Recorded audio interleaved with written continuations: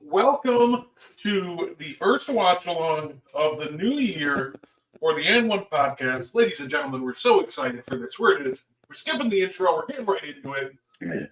Mo, it's game time. Yeah, we're right into it. T-Wolves with the ball. Oh, Edwards, that's short.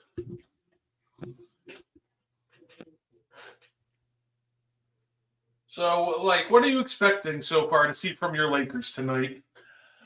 I think the Lakers want to play fast. I think they want to play fast and attack before the Timberwolves can set up their defense. No, that's fair enough. Right before the game, we learned that someone on the Timberwolves, Rudy Gobert, got his extension. 3 years, $110 million. Which honestly, after that last contract outburst we saw yesterday, that seems like a steal, honestly, Mo. It does, and I think it's a good contract for both, for him and the franchise, because I believe Rudy Gobert I think he's 31. So you figure a 3-year extension, it will take him probably right into the edge of his prime, right? So I think the team will look at Rudy Gobert, and I think they have a strong 3 to 4 year window to contend for a title with him. So it makes sense. So right now it's currently 3-2. Lakers up 1. I think that's a big difference right there. Seeing Jaden McDaniels attack the basket more instead of settling for jump shots. Yeah, I say, all eyes are going to be on Julius Randle. Part of that big Karl Anthony Towns trade. So what are you hoping to see out of Randle tonight? You know what? I think for Julius Randle, you just want to see if he can fit with them. You have to develop chemistry. I'd rather see him attack the basket more than him being on the perimeter taking contested jump shots. So I hope he's more aggressive when it comes to getting to the basket. That's a good example of his ability to create. He penetrated a little bit, kicked the AD, Anthony Edwards, and Ant was able to hit the jump shot. Nope. Yeah, that's one thing I was definitely looking forward to with Julius Randle, is I think he brings much more. Oh, good old fashioned chase down by Brown there. Hey, what's up, Kyle? Ruiz sizes up from the court. Dalton connect with the Reed. Oh, sorry, the Reeves with the rebound. Say, thanks for tuning in, Kyle.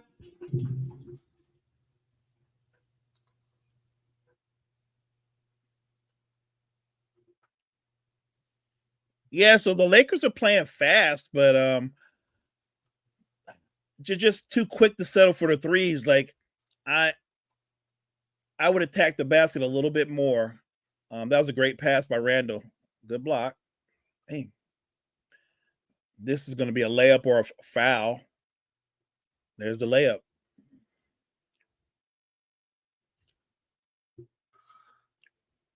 So, and then of course, when do we see it? When do we see the moment? When Bronny gets up to the floor with his pops. Yep. I think it'll be early in the game. I do. Maybe the end of the first quarter or before or right at the start of the second quarter. I 100% agree with that. I think you just get it done in late first, early second. That's a moment where you just want to almost just get it out of the way, right? Yeah. It's a great moment for LeBron, for Bronny, and it's a historical moment for the league.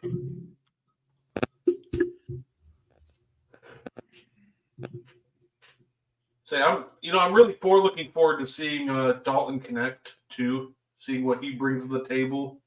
I think he looked great in preseason.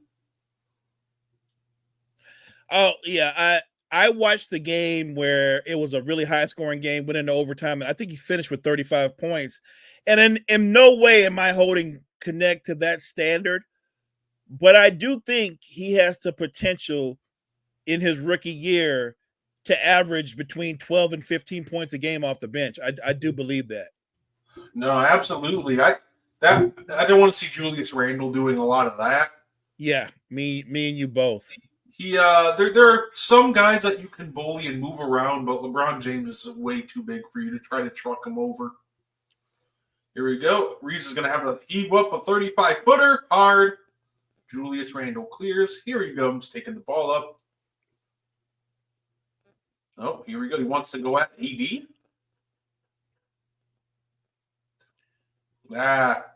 That's bad Randle right there. There will be that. There will be that. He's got to find a balance in his ability to make plays, but he's also got to find a way to play without the ball. That was always my concern with Julius Randle with Jalen Brunson. I don't think Julius Randle plays well without the ball in his hands.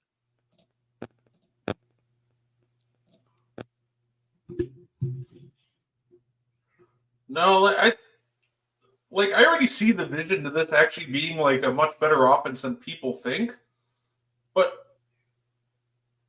there's nothing Conley could do there. But he's just taking too long. Like, Julius Randle just got to speed up the process there. Got to make quicker decisions. See, and that is the reason why him and Jalen Brunson wouldn't work, because he dribbles the air out the basketball. And then when he finally passes it to you, you're usually not in a good position.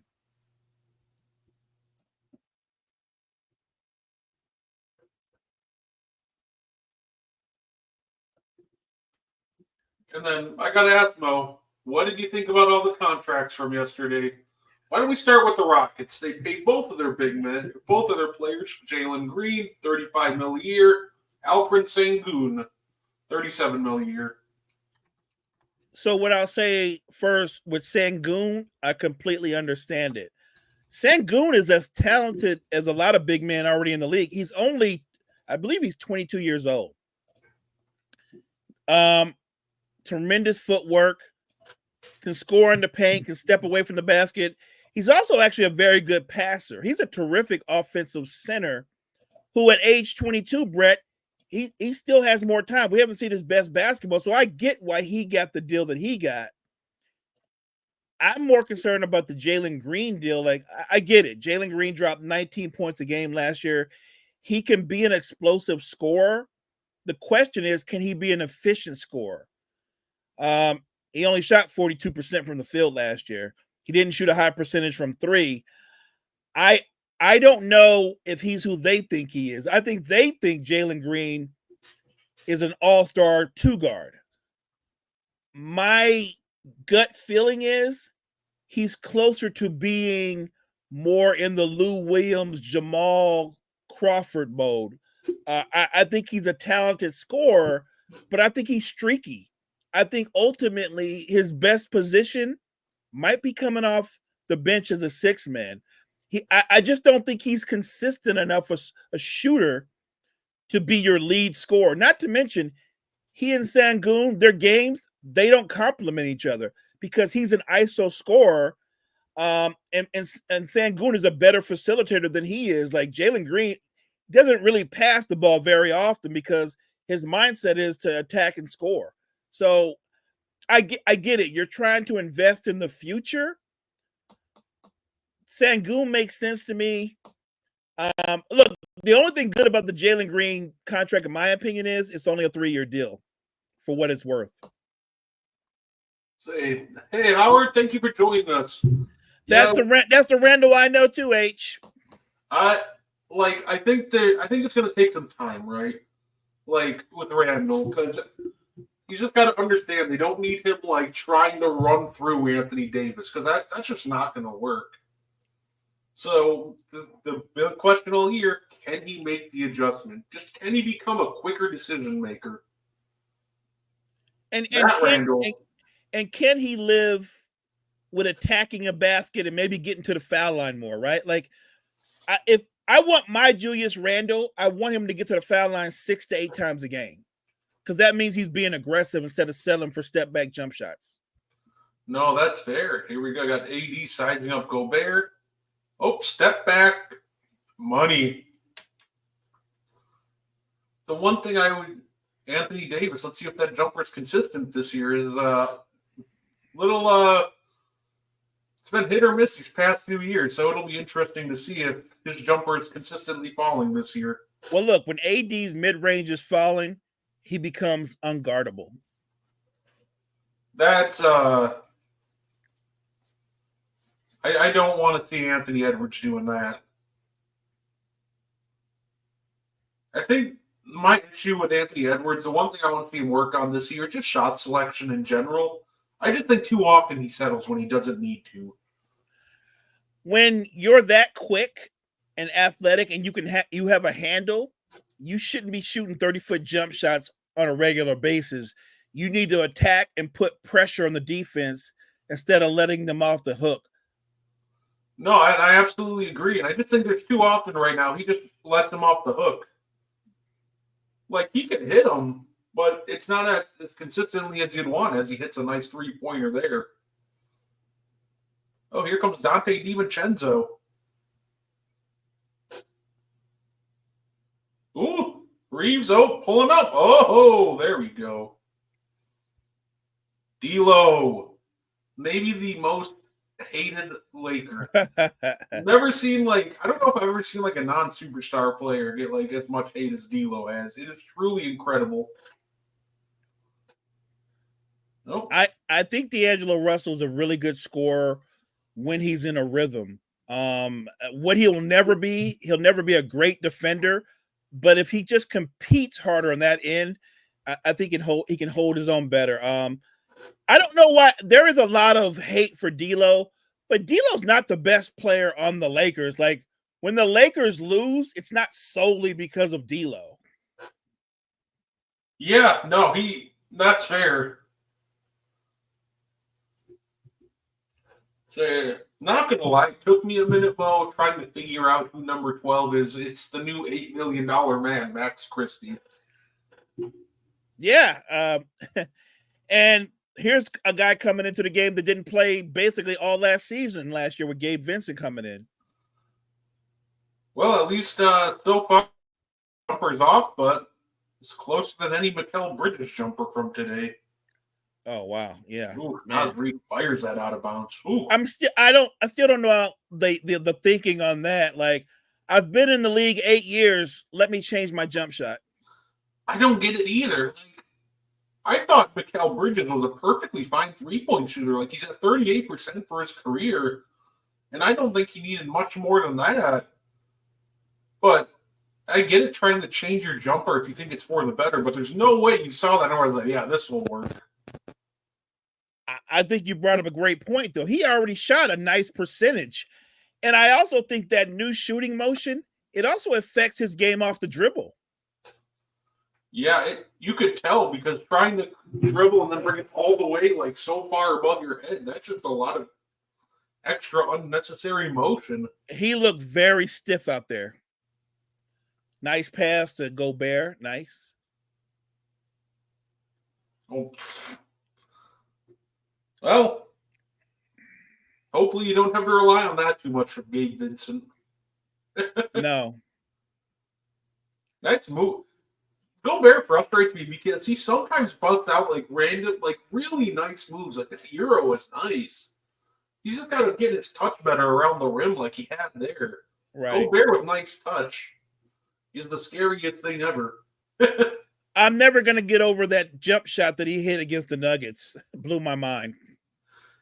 No, that, as soon as when Gobert catch that post fade, it was still a game, but I was like, it's over. Congratulations, Minnesota. There are just some times where the game's not over, but then the team hits a shot and you feel like it's over. Right. Another example, painfully for me, is when Jimmy Butler hit that tip-in against us, descended to overtime. Oh, I remember that, yeah. As soon as that happened, I was at work, I was done with my shift closing, but I was just sitting at the manager's desk watching the game. As soon as he tipped it in, I just went home. I knew that they knew the end result. And that's another thing. When you look at these two teams, the Lakers are trying to compete and establish themselves again and not be a play-in team, but be a legitimate, just outright playoff team. The Timberwolves are playing with the pressure of getting to the Western Conference Finals. I want to see how they handle being the hunted versus being the hunter. You know, I think Anthony Edwards missed a great opportunity there. See, it looks like the Lakers are playing him like he's not really going to try any like risky cross-court passes because Dante DiVincenzo was wide open in the corner. Right. So I think maybe an adjustment that they can make for a future possession, if they try that again, you have Rudy Gobert set a screen on Anthony Davis, like a back screen, and then send that pass to the corner. Then you get a wide open catch and shoot three. Right.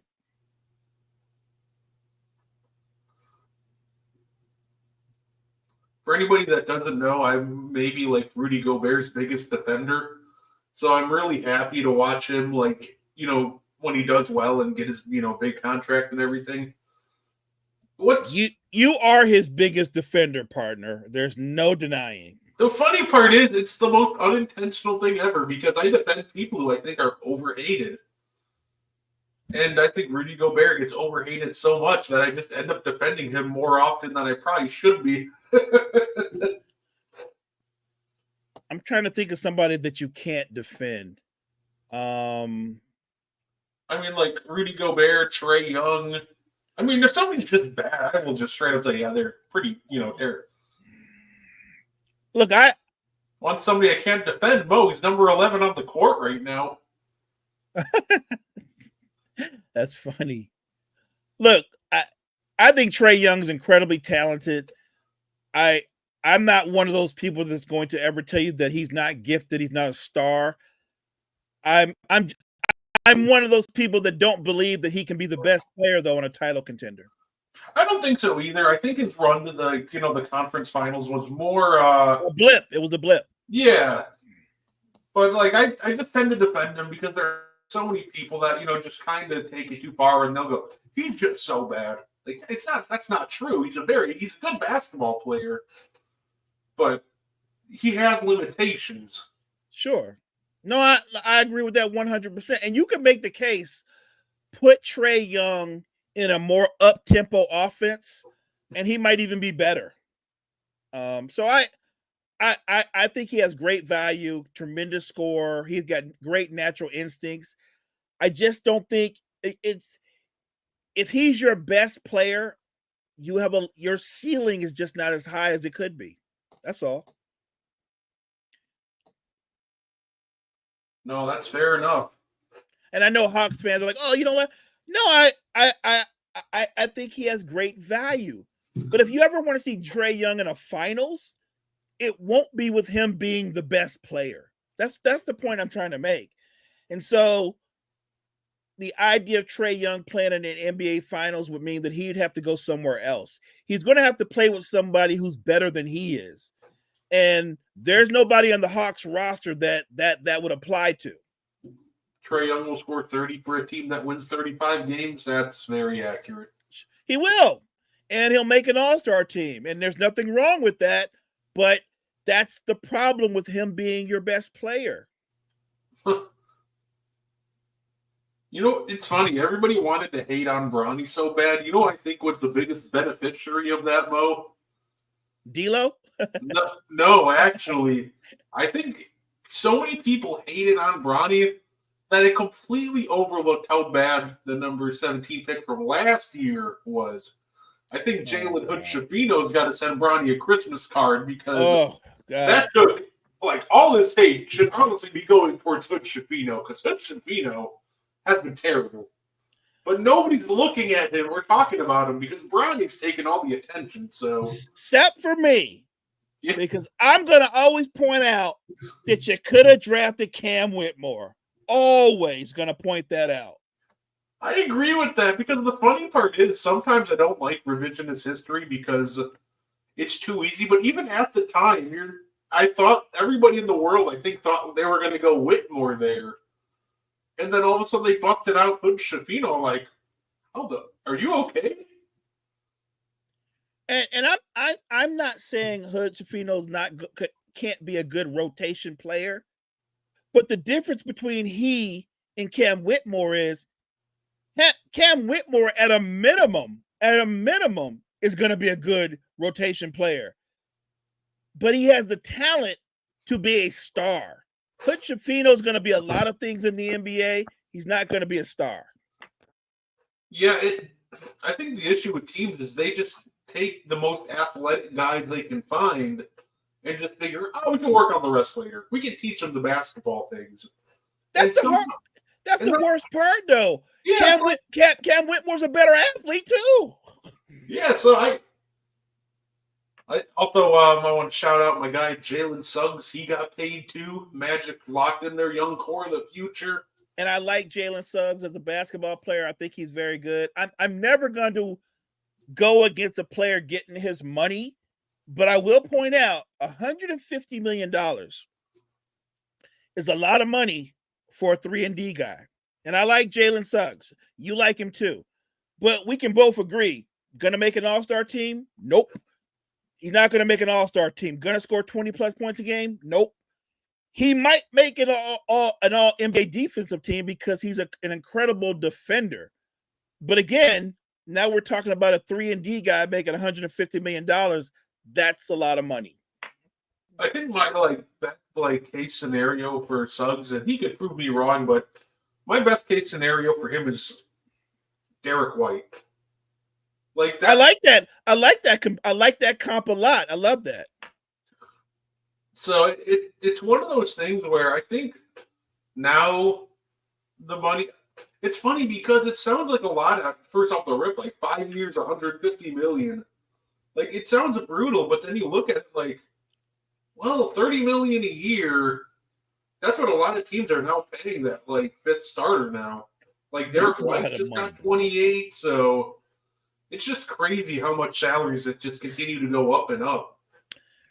And look, again, like I said, I get what young teams are doing, and that's what the CBA did.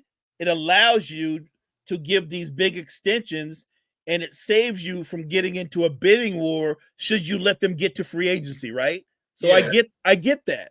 I'm 100% on board with that. And I remind you, Brett, what do I always say? If you overpay your players and they end up winning a title, it's money well spent. No, absolutely.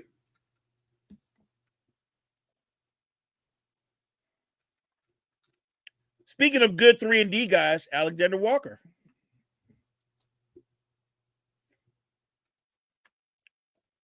Yeah, no, I'm a huge Nickeil Alexander Walker fan. I am too. He struck. He didn't look good in the preseason, but like I said, it's the preseason for a reason.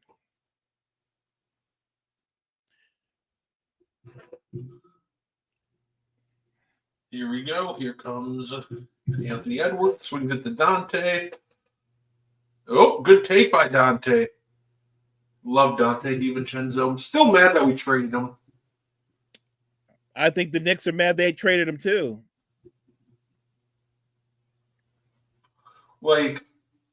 It just drives me crazy. It's not even like we traded him for anything great. We traded him for Serge Ibaka. Let me correct you. You traded him for what was left of Serge Ibaka. Yeah, it definitely wasn't 2013 Serge anymore. No. He kind of aged like Milt towards the end there. Yeah, go Lakers. Yeah. There we go. Thank you for tuning in. Mo down here is also a Lakers fan. There you go. There you go. The purple and gold, baby. Purple and gold travels far. Oh, Dante misses both. See, I think the good thing about Randall, what he could do for them, Brett, we talked about this, he could give them another shot creator, because one of the things that the Timberwolves struggle with is they don't have a lot of shot creation. No, that's really where I think the benefit of Randall truly comes from, giving him a second shot creator as Jackson Hayes goes to the line for two. I think there's value of Randall. He's just it's going to be up to Randall to maximize it because you can't just go down every time and just try to just bulldoze whoever's in front of him. I also think that he's got to just get out of his own head and accept the fact that you're the second option on this particular team, right? Like, and by the way, you were going to be the second option on Brunson's team too, but there's no doubt that Anthony Edwards is the man. That doesn't mean that you still can't play at an all-star level and get your numbers. You're just in a different role. No, I absolutely agree. Oh, Nas Reed banks in the down three.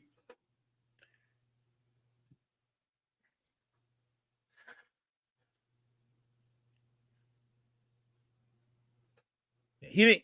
I don't know if I should let him call that because he didn't call glass, but you know. No, that's fair. Nas Reed, he didn't call it. Right. By the way, Nas Reed, his shooting ability is one of the reasons why they were able to trade Towns. Yeah, no, that's fair enough. I'm waiting to see the rookie get in the game. If he gets in the game, I don't know if he's going to get some playing time. I'm wanting to see if he's going to get some playing time.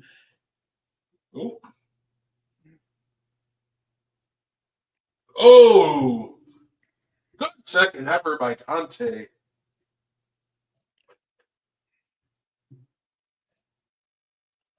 I've always been a fan of DiVincenzo because he just puts in the work. He's just a baller.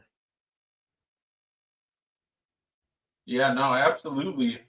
That's why. Oh, great look for D'Lo. Left it short.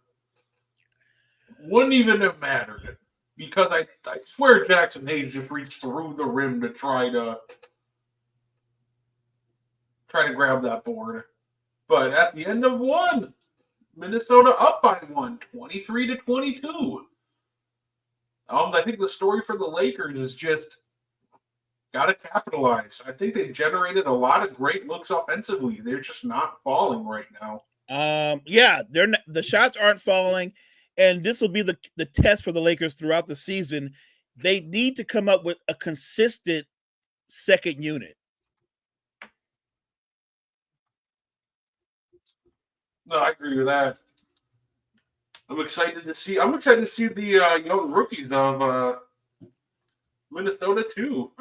I want to. Yeah, that's what I'm waiting for. I'm waiting for what is it? The young point guard for the T-Wolves. I can't remember his name right now, but the young man is a bucket getter. He's talented. Oh, Dillingham? Yes, Dillingham can get buckets and create. Obviously, I want to see Dalton Connect do his thing. Yes, we all want to see Bronny come in, but I want to focus on the game, and I want to put this out there. I do think over the course of this season, I think Bronny will earn his way into the rotation by the end of the year. It's funny because a lot of people see that as a hot take, but I think people forget that Bronny was projected to go 17 before all of his heart problems. The talent is there. So I can absolutely see that. And I'm not even talking about scoring. I think that early in the year, Brett, when he gets playing time, where he can be impactful is defensively. No, that's fair. I think that he showed a lot of great things during preseason, honestly. I was speaking highly of him still, even when he went through a shooting slump. I think that, Bronny's gonna be I think he's going to be a NBA rotational level piece. I do think that he becomes that. I do too. And I think he'll be able to be an impactful rotation player. I think he'll be a very good unball defender as he continues with his development. And once he can be more consistent from behind the arc, the sky's the limit because he can elevate himself into a very good 3-and-D player. No, absolutely. I'm looking forward to the Bucks tomorrow. You know what's funny, Mo? I'm almost more worried now that Paul George and Joel Embiid are out. The Milwaukee Bucks have a tendency to play down to whoever they're playing. So, as soon as I heard they were out, I'm like, oh, goodness, we're going to put up an absolute disaster class of a stinker, aren't we? I can't speak for everybody, But the one guy that I know that's going to come out there and go 100 miles an hour and give you 100%, like he's playing against Joel Embiid, it's going to be Giannis. That's one thing that I love about Giannis. It doesn't matter if we're playing the Pistons, the Lakers, the Celtics, NBA Finals preseason. That man's going to go 110 miles an hour. Exactly. He's all effort, all heart. So you will get the best version of him. I'm interested to see what role some of your young players will play in the rotation and how many of them will crack the rotation on a consistent basis. Listen, my prayer is the answer to that is Andre Jackson. Okay. Good effort, good job by Hachimura there. Nice. That's one problem with Cat off the floor. Well, with the Cat trade too. There's not a lot of size at the backup 5 spot now for the Timberwolves. Like Reed and Randall are bigger, but they're not necessarily tall, so you can have them on the glass. And the Lakers are kind of unique because they play Hachimura at the 3, but he's got the size of a 4, so he can play the 3 and the 4. Ooh, Julius Randle with that step back.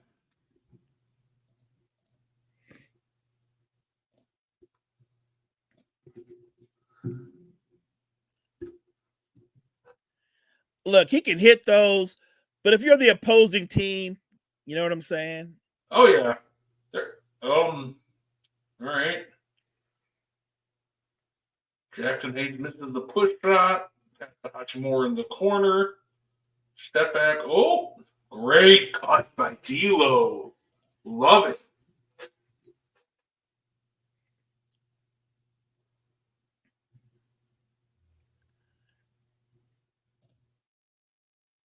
You know that the scoreboard wasn't updating at all, so right. We're just gonna roll with this. Here we go. LeBron James tries to go downhill, kicks it to D'Lo, swings one more. Rui, little 15-footer, won't go. Out of bounds. Lakers ball.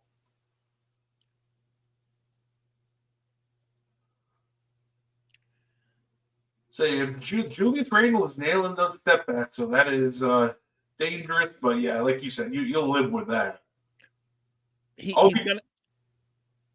gonna have nights where he hits 6 or 7 of those, but he will have just as many nights where he goes 2 for 8, 2 for 9.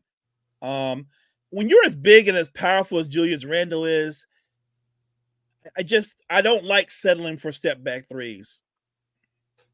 I will say the Minnesota size problem is really showing right now. Jackson Hayes just got his hands on another board. Well, without Rudy Gobert in there, remember Naz Reid and Julius Randle, they're good rebounders, but they're not dominant rebounders. And Jackson Hayes is just outworking them. That was great. They played a 2-3 zone, perfect cut by D'Lo, and he set up Hayes beautifully. Ooh. Yeah. Oh, they're great effort. Alexander Walker with a great effort right there to get to the line. I love seeing the 2-3 zone. I love seeing the Timberwolves willing to mix it up. Yeah, don't be so predictable. That was great by D'Lo. Just a great cut to bring Naz Reid up and just left Hayes wide open under the basket. D'Angelo Russell's a good offensive player. I know he catches a lot of heat for his postseason woes, but he's a combo guard. He's not a point guard. He's a combo guard who has the ability to create and facilitate. His strength, though, is catching and shooting. That's his natural strength. He's a scorer first. No, I agree with that 100%. Here we go. Here comes Alexander Walker. Kicks it to Randall. Sizing up Hachimura. Hand off to Conley. Little screen and roll action. Oh, nice. Randall, trying to take Braun off the dribble, and he loses the ball.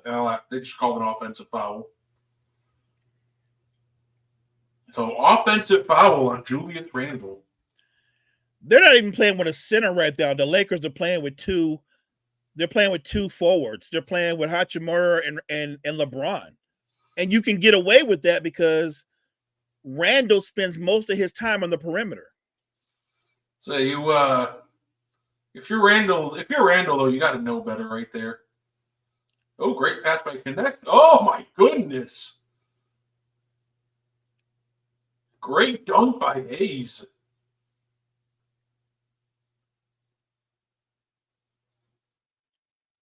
Sorry I made that joke about you earlier. Whoa! Nas Reed that one slipped out of his hand. Yeah. Here comes Look, LeBron trying to get downhill. Finger roll. It's good. Timeout, Wolves. Yeah. I didn't even need to hear the time. As soon as you get the finger roll, yep, just timeout. That's coming. Yeah. Nas Reed hit that too hard off the board and it ignited the fast break. So that's the advantage I think that Jackson Hayes seriously doesn't bring all jokes aside about him. Against undersized teams, he's very athletic and he will work.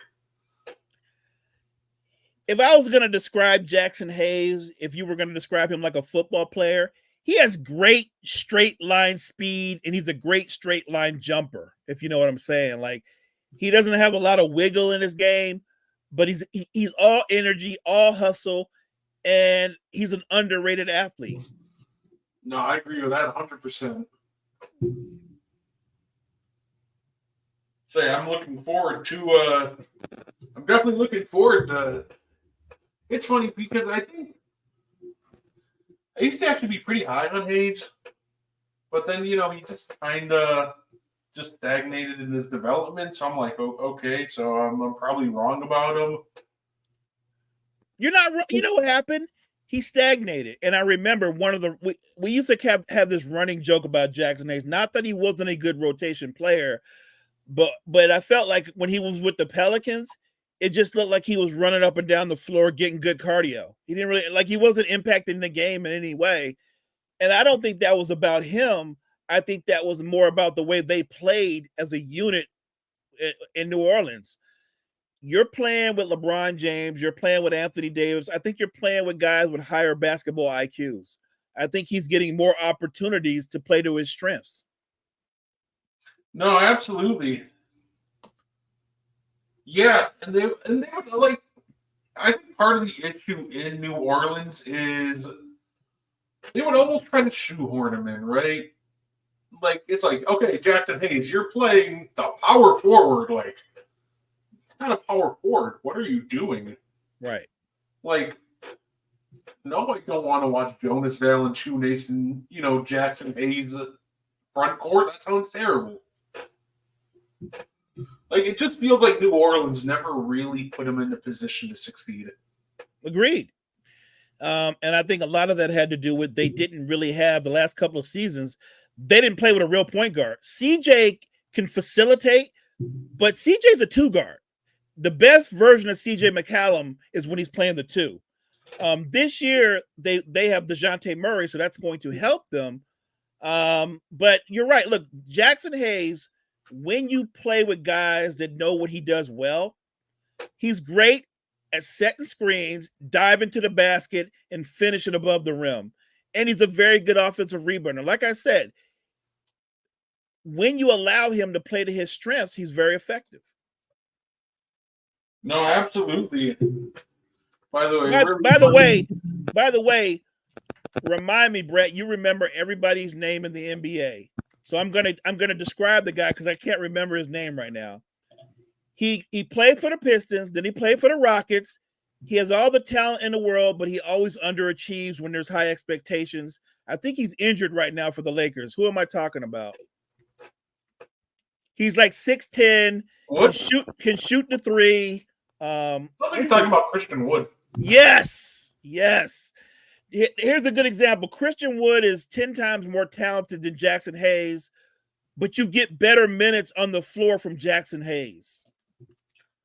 Absolutely agree with that. I think Dalton Connect knocked one down. Okay, Connect. I see you.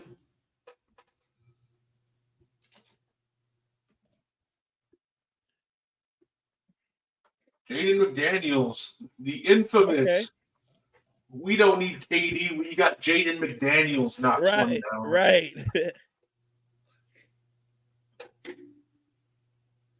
Oh, is everybody okay over there? Wow. Yep. Oh, LeBron's grabbing that elbow. McDaniels looks fine. Oh wow. Yeah, that was ugly. Say, yep, that's fair. Immediate, just get him out of the game. Check him out real quick. Yep.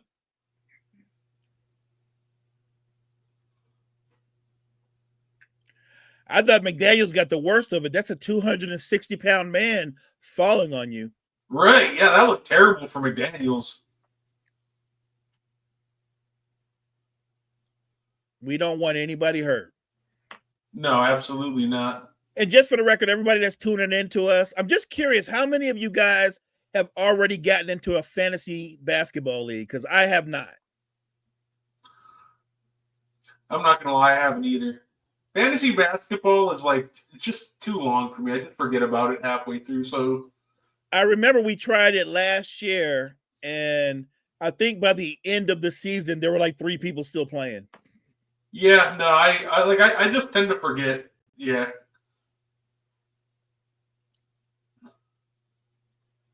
Plus, let's be honest, between watching NBA, covering the NBA, and then in your home life, who doesn't play 2K? Oh, me.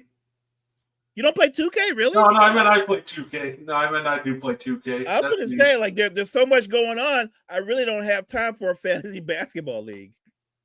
I made a 7-foot power forward build. The best way I can describe him is like, oh, good steal. Oh, good. Oh, Nice. Great hustle by Conley. Oh, Gobert wants it. The veteran. Oh. Here we go. What a sequence. Connect takes it up and lays it in. That I said it on draft night, said it again. Lakers got to steal with Connect. I'm going to say this. I'm going to be nice to Rob because for him making the mistake of not drafting Cam Thomas or Cam Whitmore, he made up big time with Connect. As Austin Reeves gets a steal and the and one on the other end. Timberwolves got to turn this around. Lakers are starting to pull away with this one. They're getting really sloppy. Yeah, come on.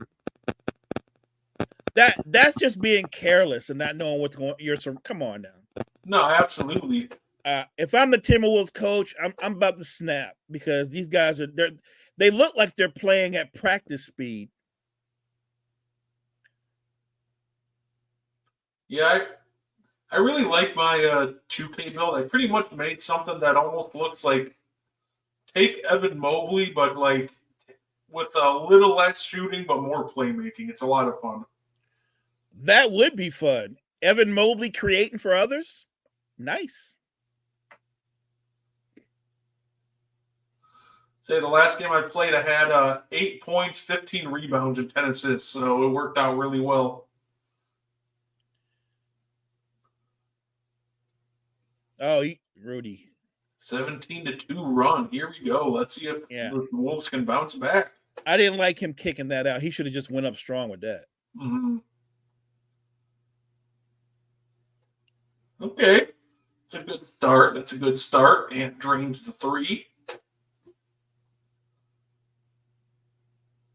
And he's talking all sorts of crazy now to Reeves. Here we go. Don't do this, Reeves. That was right. Okay, but see, I don't know what. Like, you got to help Rudy there. Like, he's already going up to contest Reeves. He's not going to be able to get that board. Right. Just nobody like crash to try to give him a hand on that one. And what do we constantly say? You got to help the helper. Mm-hmm. Like, oh. Like, honestly, you might as well get... No.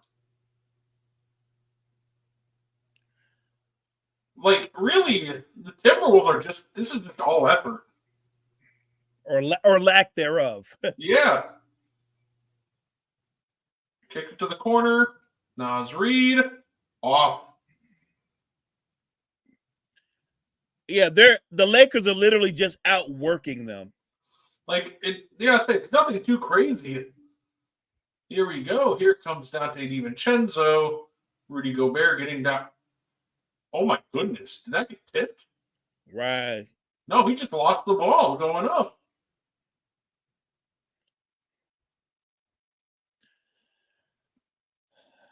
I know I'm a Laker fan. I don't want this to be Boston, New York part 2. I don't want that. No, I agree with that. I just want a very close and competitive basketball game, so that's Same. exactly what I'm here for.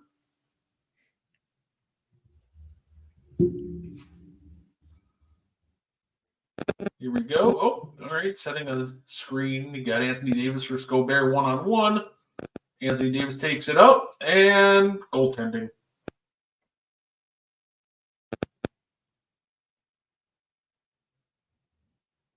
Oh, just brutal second quarter here for the Wolves. This is one of those anything that could go wrong is going to go wrong so far. The Lakers are playing well, but the Timberwolves are beating themselves. No, yeah, that's for sure. They're playing a lot of one-on-one basketball on offense. The shot selection has been horrendous. I feel like you have to make the adjustment that we're not shooting well right now. Maybe this is when you put your head down and you attack the basket more. Yeah, no, I think so too. Like right there. That was great. Anthony Davis looked like he went up because he expected Ant to just pull up because that's what they've been doing. Right. See, and that's exactly what I'm talking about. And he attacked the basket. Right. If you're not shooting well, get downhill and attack the basket. Kyle, is you saying that you didn't like watching the Celtics dismantle the media darling Knicks? No, because I wanted a great game. I did. And look, I picked this. I believe that you picked the Knicks to be, when it's all said and done, that they would have the number 1 seed in the West or East. I'm sorry. Oh. Sorry to interrupt, Mo, but here it is. LeBron James and Bronny Jr. have checked into the game with 4 minutes to go in the second. Why not? They're up 16. Perfect time. This is like I said, it's a great moment for them, and it's a historical moment for the NBA. Perfect timing. Here we go. If I had my choice, we'd have Bryce, but you know, Bryce is better. Not the great start you wanted for Bronny. First defensive possession down, he gets matched up on Randall. Right. It's a really bad matchup for him. Okay, yeah. You know what? If you're the Timberwolves, you're gonna let Davis shoot that, but you cannot let Bronny almost sneak in and get the tip in. Right. That's where the effort comes in. Go.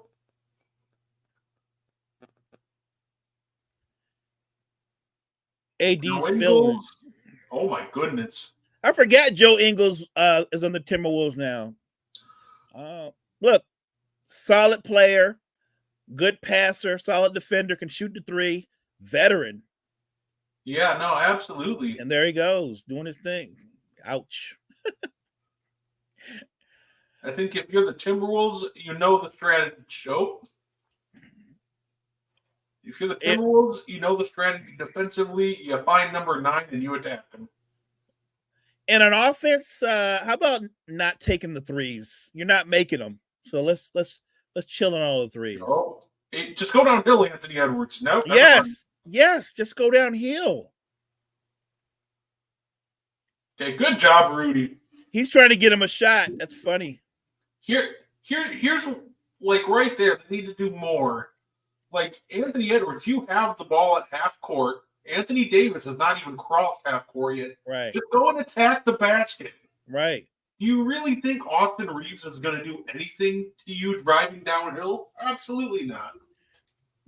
Only thing he can do is foul. I think Anthony Edwards is settling for way too many jump shots. Way too many. He's fallen in love. He's fallen in love with his jump shot, and he's got a nice jump shot.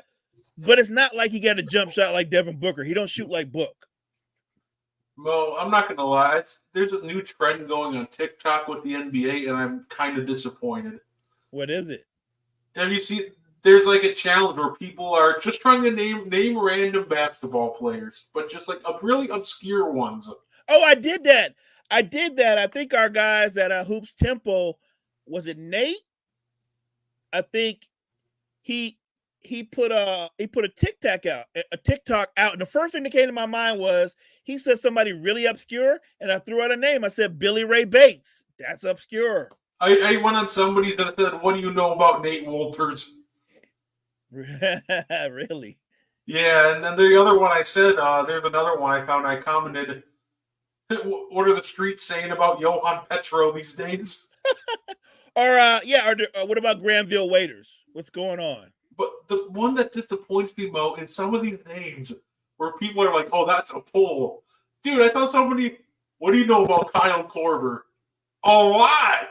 Like, what do you like? Another guy thought he had the greatest pull of all time. Like, what do you know about Brandon Roy? I know a lot about Brandon Roy. Yeah, that's not a rando. That's not a rando.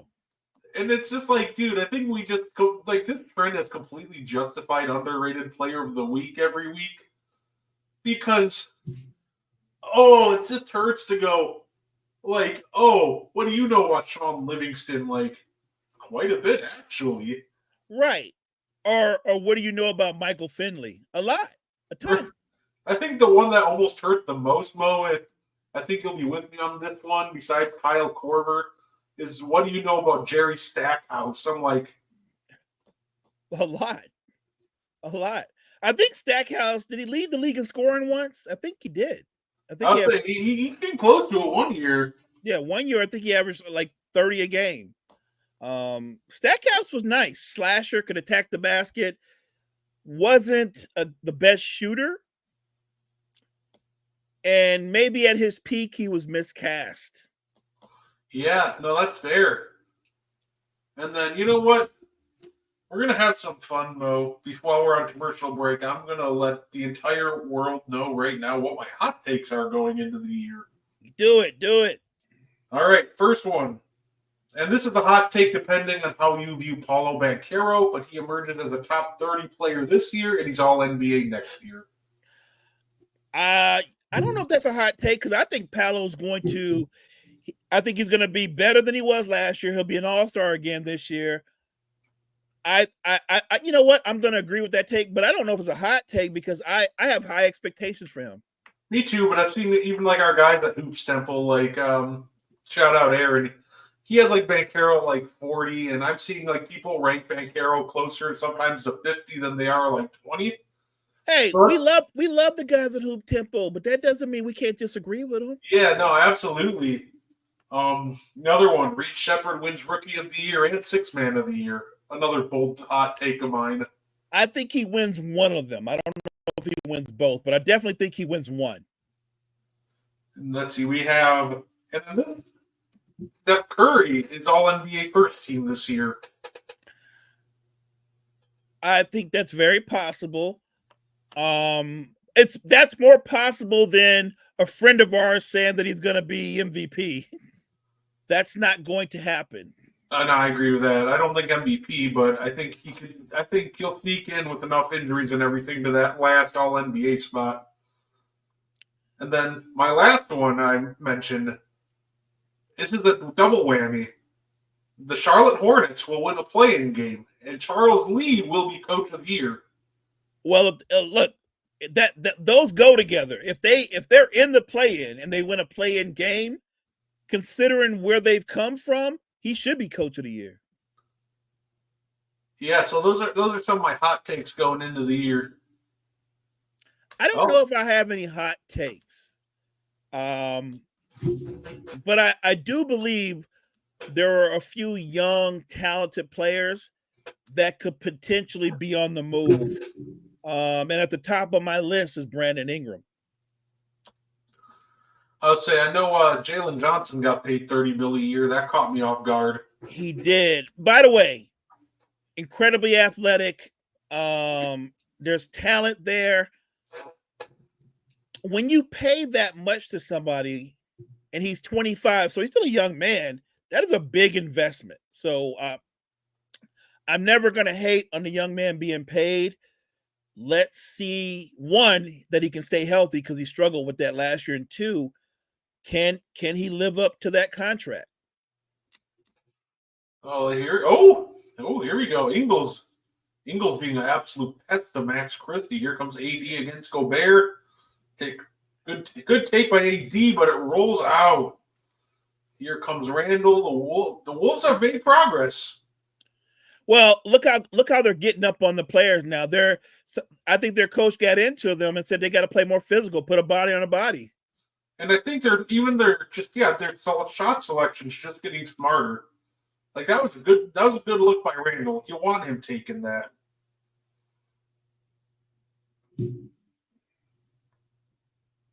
Oh, foul on Joe Ingles.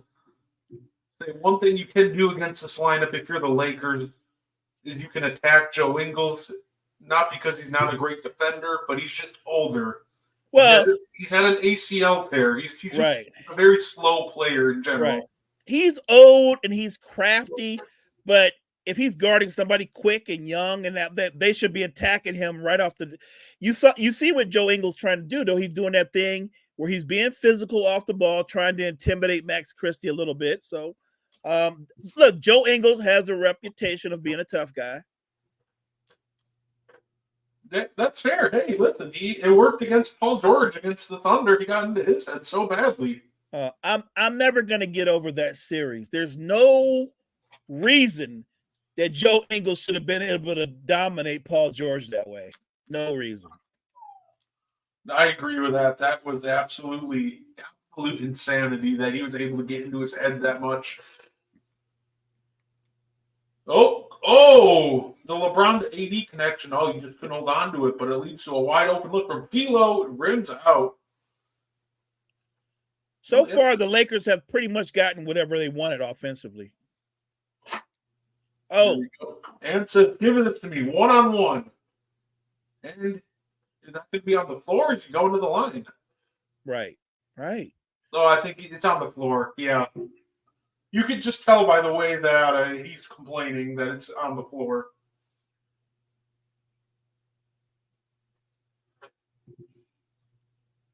If Anthony Edwards comes out in the second half with the kind of bounce he's shown the last couple of possessions, they're going to make a run. All right, yeah. Absolutely. Ladies and gentlemen, it is halftime. It is the Los Angeles Lakers 55, Minnesota Timberwolves 42. So I will say, though, this game's far from over. The Timberwolves just looked much better in the second half of this game. Or the second half of the second quarter. Facts. So let me ask you, partner, you got the Knicks being the number one seed, right, in the East? In terms of seeding, right? You think they have the best record in the East? Yeah. I've got the Celtics with the best record in the East. And in the West, I think we might have the same team. I've got OKC. Yeah, I got OKC too. Yeah, we both have OKC. I think I actually have Denver second. And then, because I always pick the 10 best teams, I think the two teams that I said had a chance to play their way into the postseason, I believe one of them was Houston. And I think the other one, people are gonna bug out on this, but I think the other one's gonna be Sacramento. I don't think Sacramento's a lock to make the playoffs. I'm looking at the Western Conference, and you're telling me just look at the West. In the Pacific Division, in that division alone, I don't think Sacramento ends up with a better record than the Lakers. I don't. And I'm not sure they have a better record than the Suns. I'll say it'll be tough. It'll be interesting. I agree with this, Kyle, by the way. With everything that happened, only being down 13 is actually a big win for the Timberwolves because it feels like this should be a 20-point game right now. I agree. They should be getting blown out. I'm with you, Kyle. Yeah, I remember. I'll go over it one more time. For anybody that didn't watch Thursday's podcast, I'm going to go over my prediction for each standings. And I'll do top 10. I'll keep it simple. And by the way, I didn't make the switch that you suggested, Mo. You convinced me. So the 1 seed, I got the Knicks. I think the Celtics are more talented, but I think the Knicks will stay healthier throughout the course of the season. So I got the Knicks 1, Celtics 2, Milwaukee 3, Philly 4, Indy 5, Orlando 6, Cleveland 7, Miami 8, Atlanta 9 seed, and the 10 seed, the Charlotte Hornets.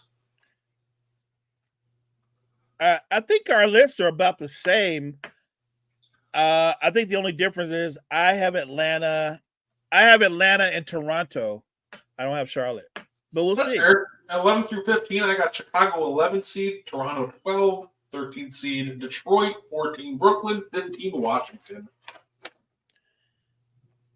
And then for the West, you know what?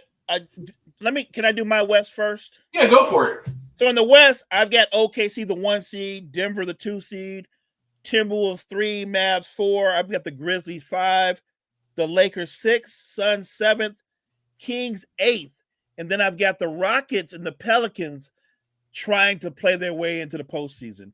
I can't put the Pelicans in my top 8 because I don't trust them. I don't trust their best player to not be hurt before the postseason. It's funny because we have the same exact 1 through 5 in the same exact order. OKC, Denver, Minnesota, Dallas, Memphis. Yeah. We're actually very close too, because I have Sacramento and Lakers at 6 and 7 just flipped. So okay. I think the Kings get the 6 seed, Lakers the 7 seed. Okay. Yeah, we're close. Yeah, I'll say the 8 seed, I have the Suns. At 9, I have the Golden State Warriors. And at number 10, I have the Houston Rockets. I feel like I have to put the Warriors in there because if Steph Curry's going to do my prediction and make all NBA first team, then he's going to carry the Warriors to at least the play-in spot.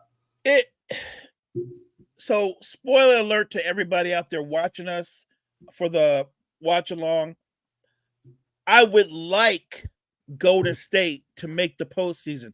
I would like Phoenix and obviously my Lakers to make the postseason because I would love it if the old guard made one more run where they all played meaningful basketball.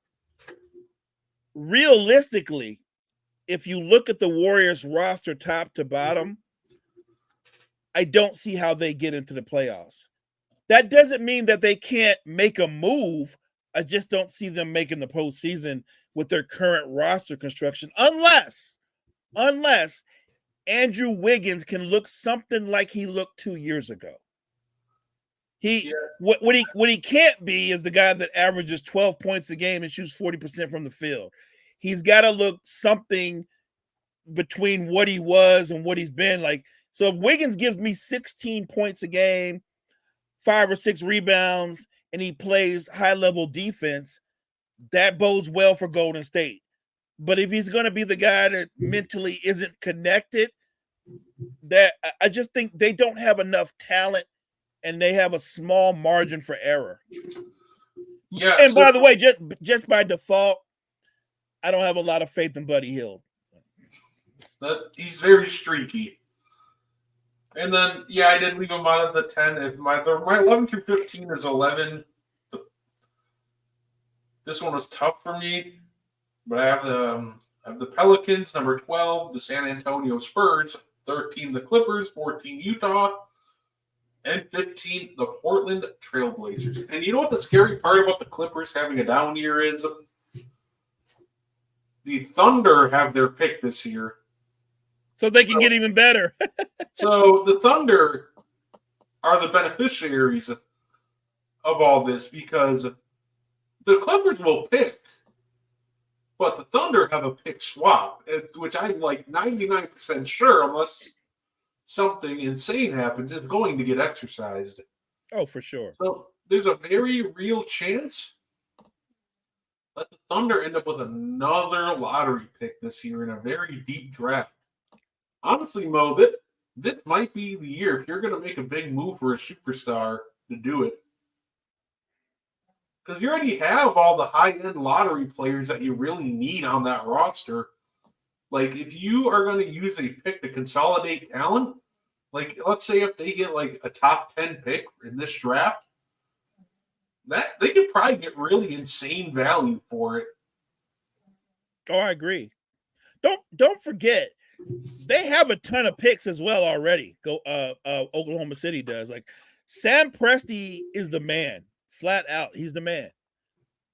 I'm looking at the Thunder roster, and you're like, they have everything you need to win a title.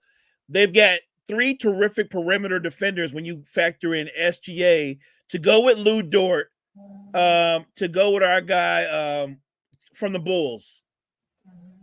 Caruso. Yes, Alex Caruso. And then, look, J-Dub has gotten better as a defender. Chet's going to be a year better as well. Then you've got Isaiah Joe, who's a great three-point shooter. Wiggins does a little bit of everything. You brought in big man from the Knicks. Can't remember his name. Hartenstein. So now you got a little bit more physicality. Like what everything says the Thunder should be the number 1 seed. I don't disagree with that. But there's a difference between what you should be and what you end up being. Remember, at the end of the day, outside of a couple of guys on that roster, it's still a very young core. And the funny part is, like, they even still, like, they have the perfect blend of draft picks, and they also have young players that they haven't even really gotten to explore because the team's so deep. So you can probably get something really good for, let's say, a Cason Wallace. He's at the end of their bench. Nikola Topic, he's recovering from an injury, but even when he's healthy, not sure I'd see that big of a role for him in the future. So, like, maybe he solidifies the backup point guard spot, but isn't that what you just brought Caruso in to do? Right. So I could see him being available. Like, they are in a spot where a lot of teams, would dream of being. They're doing they're in a better situation, Brett, than look at the Lakers and look at the Suns. And everything is about this year, right? Or that year. Like, they're 2 of the Suns' 3 best players is over 30. I mean, KD's well over 30. I believe he's 36. Bradley Beal's either 31 or 32. And Book's probably 28 at least. And then you got to look at the Lakers. Bron's 40, AD's 31. Like, I'm just saying, if the Thunder can avoid major injuries and these young guys can continue forward in their development, like, the sky's the limit for them in terms of keeping that core together, at least for the next 3 or 4 years, easily. I'll be the first. Yeah, Sam Presti learned from his own mistakes, honestly, because he did the same thing trying to team build around Durant and Russ. What were his big moves 2012? Let's bring in championship experience, as they call it. Yeah. Whereas, you know what we need? Even less spacing. Yeah, I didn't like it either, Peanut. Don't worry. Let's bring in Enes Kanter. Like, they, made it their personal mission to, provide these 2 with the worst spacing possible. Like, you can argue that the best floor spacer on that team, not named Kevin Durant, and, Serge Ibaka, who wasn't a consistent floor spacer until later in his career, was, 37-year-old Derek Fisher. No, you're right. Don't forget, they had a guy who was a great defender in Robertson, but Robertson couldn't hit water if he fell out of a boat. Couldn't shoot at all. Like, they surrounded them with no shooters. They actually went the opposite and gave them less shooting. I remember the old fun question of, if you combine 2 role players to make 1 star player, what 2 players would you combine? And back in the day, it always started with me with Roberson. Like, man, I'm giving Roberson's defense, and then you just add a great shooter to him and imagine how unstoppable that player would be. But I agree. His defense wasn't insane. The issue is that's the only insane thing he really had going for him. Also, we what do you think about the Kuminga extension talks breaking down? He says he thinks he can develop like Kawhi Leonard and Pascal Siakam. Right. But if you're him and you want X amount of dollars, you're supposed to say that, right? You're supposed to go like, you guys don't realize I could be easily as good or better than Kawhi or Siakam. I would go with, we've had you since you come out. You've shown some flashes. I don't know if that's true.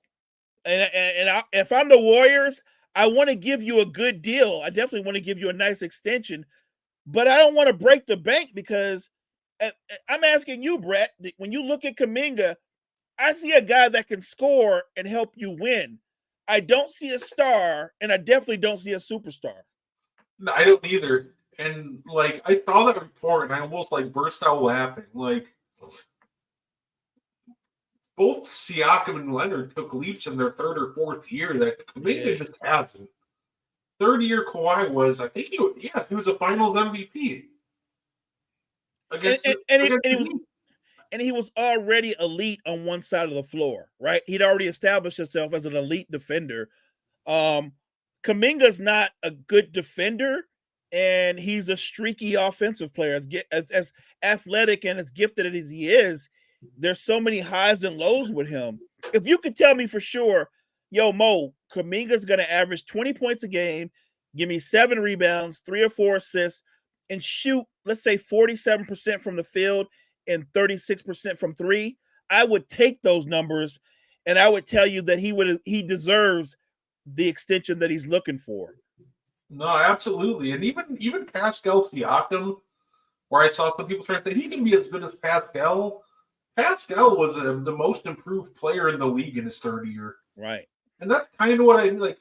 The third year, we already saw the flashes of what these guys were probably going to be in their future. You saw the superstar in Kawhi Leonard by his third year in the league.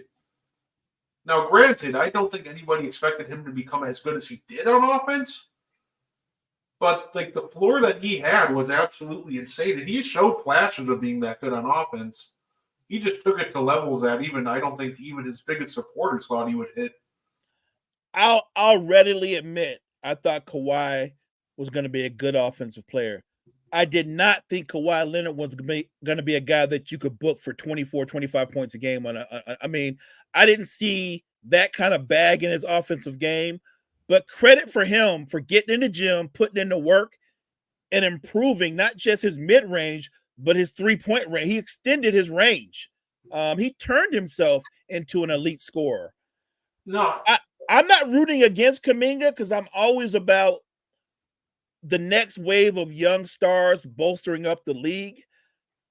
I just don't know. I don't. If you said, Mo, take a chance on Kuminga to be the future of the Warriors, or trade Kuminga for an established star and give Steph one more run, I would probably take the one more run option. No, that's fair. It really was that like fourth year in the league with Kawhi too, and like it's all of a sudden like I don't know, like when he started just showing like he could also create for himself off the dribble and started to really get into that isolation game. That's when I was like, oh, okay, he's gonna be special. As Spurs, Kawhi Leonard's defensively speaking was so much fun. I don't think I've ever seen somebody so dominant defensively that they would park their best offensive player in the corner just to get Kawhi Leonard out of the picture. It was the most insane thing I had ever seen, watching teams just camp their best player offensively in the corner just to keep Kawhi out of action. He was that disruption. His lateral quickness and his ability to anticipate your handle, second to none. He disrupted so many people trying to break him down off the dribble because of his anticipation and his long arms. Like Kawhi Leonard at his defensive peak, one of the best perimeter defenders in the history of basketball, period. No, absolutely. Lakers start off the second half here with an easy lob. Anthony Edwards pulls up, tries to break the back of the backboard. Mike Conley, rebound, little floater. Timberwolves, you're on a great run in the second half. Don't start undoing it by taking an ill-advised pull-up that early in the clock. Correct. Here we go. Here comes LeBron with the post. Careful. Okay. Here we go. Here comes AD. He's going to go at Gobert, it looks like. All right. Great defense by Gobert. Well played. Well played. I think a lot of people, too, like, watching defensively speaking, a lot of people have mistaken, like, a made shot for a good shot. And if they make that, like, initially with the made shot, it's like bad defense. So that's something that's always bothered me, trying to watch people rate defensively speaking. Like, if Anthony Davis would have made that last hook shot, for example, like, look how much Gobert made that man work to even get into that position. Right. That just would have been AD making a great shot, but it was a terrible look because Gobert had that completely smothered. It's like watching Gobert guard Jokic last year in the playoffs when he had that game like 5 when he went on that absolute heater, and they're like, "Oh, Gobert's such a bad defender." I'm like, you could put like Hakeem Olajuwon on him, and I don't know if Hakeem would have even had luck slowing down Jokic in that game 5. That's just how insane he was. Like, that was just a ton of amazing defense, but Jokic being the best player on the planet, and once a player hits that headspace, there's just not much you can do about it. Agreed. Look, Joker made a lot of tough shots. You, at some point as a defender, there's only so much you can do. Whew. Great pass by Braun to find Reeves.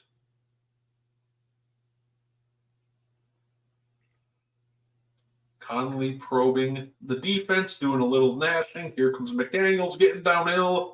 Shoots over Braun, try to beat the clock. Good job. Great job there by the Wolves to really fight for that rebound and force AD to knock it out. That's something that also Gobert does really well, just getting those second chance points for the teams, even when he doesn't grab the rebound. Like him just being willing to, bad pass. What the? Good foul. Make AD earn it, which he probably will. He's a great free throw shooter.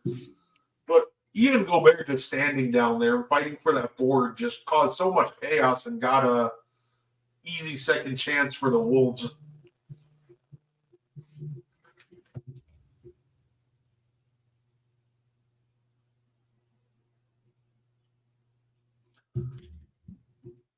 Yeah, right. So yes, that's a bad pass, but Julius Randle's got to do a better job of competing for that basketball. Yeah. That just kind of goes back to the effort point that, you were talking about in the first half there. Right. Look, if I'm not going to get it, then I'm going to swat it forward hoping to knock it out of bounds, but I'm not going to just let him get it. Like, I don't want to go into a diatribe about how big a fan I'm not of Julius Randle, but because I want to give him credit for the things he does well. Yeah, no, absolutely. Let's see. Here we go. Honestly, that's like, right there. Reeves just outworking everybody but a jump ball. Honestly, though, right now, I think the Wolves just need an offensive, spark. That's not Anthony Edwards. I don't know if it would really hurt if they, tried it out Dillingham here. I was getting ready to say the same thing. Put Dillingham in there. Give you another guy that can create off the dribble. They need some energy. They need something because the starting unit that they have with Gobert, Randle, Jaden Daniels, that if you think about it, two of their starters, Brett, are not really scorers. So you can play them a certain way. Randall's a scorer, but he takes a lot of tough shots. Anthony Edwards is gifted, but he takes a lot of tough shots. I think they need another shot creator in their starting lineup for better floor balance. I love how you're talking about Randle taking tough shots as he barrels into 4 people and just gets absolutely lucky the ball bounced his way. Right. Right there. Wolves defense falls asleep. Who are you yelling at, Randall? Are you yelling at him? So I think Randall was upset about the communication on that play. Okay, we'll give it to Gobert. Little handoff action. Whoa, jeez. Randall corner three. That shouldn't be so easy. Run. Here we go. I thought Minnesota, they made their name and and what the identity of the team was. It was their defense, Brett, and I've seen no sign of that team tonight so far. Where are we at with D'Lo? He hasn't been particularly playing great tonight. 3 of 11 from the field, but I think overall the Wolves are just, as a team, playing so poorly. It really doesn't even matter right now. Right. You and that's the thing. If this were a 1-point game, more emphasis would be put on the fact that Russell hasn't shot the ball well. I will say he is moving the ball. Like, that was a nice pass that he just had right there. I think he's moving the ball well, but overall, I think it's a rough game for him. But with them up 15, probably about to be 17, it doesn't really matter. Oh, shooter's touch. Good hit. I think that was my concern is, like I said, if Randall and Ant can establish some kind of chemistry, that it could be an effective pairing because Randall does have the ability to put the ball on the floor and attack the basket. But I've only seen him really attack the basket under control once this entire game. Oh, there. Saying, all credit in the world. The Lakers too. They needed someone to step up. That has absolutely been Rui Hachimura so far. Well, Rui's feasting because he's too big for Jade McDaniels. I think he's a little too quick for Randall. He's feasting. Remember, like I said, Hachimura has the size of a 4, but the Lakers use him as a 3. That was beautiful right there, and I think that's the value of Julius Randle as he finds the open Dante DiVincenzo. Oh, Dante wanted to shoot that passing lane, but couldn't get the right angle on it. Oh, D'Lo attacking. He's kicking it out to Reeves. That's what D'Lo's doing well tonight. Just overall making the right plays. Yeah, he is moving the ball. Like, here we go. Here comes Conley. Sizing up Anthony Davis. Not sure this is complete. It's open. Tunnel vision. Yeah, definitely tunnel vision. Oh, they didn't call anything. I thought LeBron was about to get a foul there. Great play by Davis. What a recovery.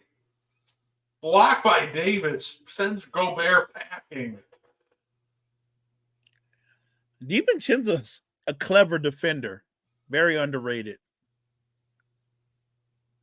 That's something, like I said, that's something I want to see with Ant. These defenses are going to load up knowing he doesn't want to pass the ball and he gets tunnel vision. I mentioned multiple times that he's missed Dante a couple times now, which should be easy catch and shoot 3 attempts. So that's something I want to see from Ant as the year progresses. Just make the game easier for yourself. Hit the open teammates. Yeah, I think he needs to trust his teammates more for sure. And again, just stay aggressive, but don't force it. If it's not there, don't force it. Mike Conley just baited a foul there. He looks like he's going to the line for 3. That's the challenge sometimes, getting around these screens against a guy like Conley. Such a savvy vet that he drew 3. I'd imagine they're granted him all, and we got a timeout. 64-50, Lakers. Hey, I think the Timberwolves finished the hit 3, finish this quarter strong. We should have a fun game headed into the fourth. I'll say I'm excited to see Sharp Jr. too. I think Terrence Sharp is going to be great for the Timberwolves. I think he's going to need some time to develop, but next I'd say the Bucks with as we know, Chris Middleton's out. I'm not too worried about it quite yet. As long as he's healthy in April. So when it matters most. No, I'm with you. As long as he's healthy when the postseason comes around, that's all that really matters. And we saw people were talking about I saw people trying to rank small forwards going into the year, and this made me so mad. They have Chris Middleton ranked 22nd behind different guys Jalen Johnson and Josh Hart, and I like Josh Hart and Jalen Johnson and guys like that, but I still don't think a lot of those guys are at that level of Chris Middleton. Now, I think Josh Hart makes a lot of great and winning plays. He does. And I think he's a great defender. I think he's a better rebounder and a better defender than Chris. But I just think overall, Chris is still a better basketball player than him. That's where I would go. Chris Middleton is a better basketball player than Josh Hart and Jalen Johnson. I better be careful in the one Discord that me and actually Reverse and Enigma are in together. There's a guy named Josh Hart created you, so I might get told on. I might be cooked when I look at the Discord next. No need. We're not saying that Josh Hart isn't a good player or that he doesn't impact winning. I just think if they have him rated that high, they have him rated too high. No, fair enough. I do love Josh Hart. So shout out to Josh Hart, the legend. Yeah, I think you saw the value of how good Chris Middleton still was when he had to go in for surgery on his ankles in the offseason. So he clearly just wasn't on good ankles in the playoffs, and he still put up an efficient 25 a game. Right. With Dame on one leg and Giannis completely out. So you still see the value of just overall how good Chris Middleton still is. Just in general. Yeah, I've heard rumors about how the Bucks did they entertain trading Chris Middleton. I'm only making that trade if the trade is a clear upgrade. But I'm not. But if Chris Middleton's healthy, then he's the perfect third option to me to Damon and Giannis, because he can still create for others. He can still shoot the rock. He's still good in the mid range. I like Chris Middleton as a third option. I remember that because that just came forth because of Bradley Beal going, well, they were going to trade me for Chris Middleton, and that didn't sit right with me. And I'm just I would have cried if we traded Chris Middleton for Bradley Beal. Because even when he was scoring 30, I was just watching him, and you just knew that that's just because he's getting volume shots on the Wizards. We're not going to deny that he's a talented player, but I've yet to see Bradley Beal show any signs of being a winning player. I'll say he's that guy that he looks great when it doesn't matter on a small market. They're imagine if he joined up on a contender, but then he joins up on a contender and has to make winning plays, and he just doesn't make them.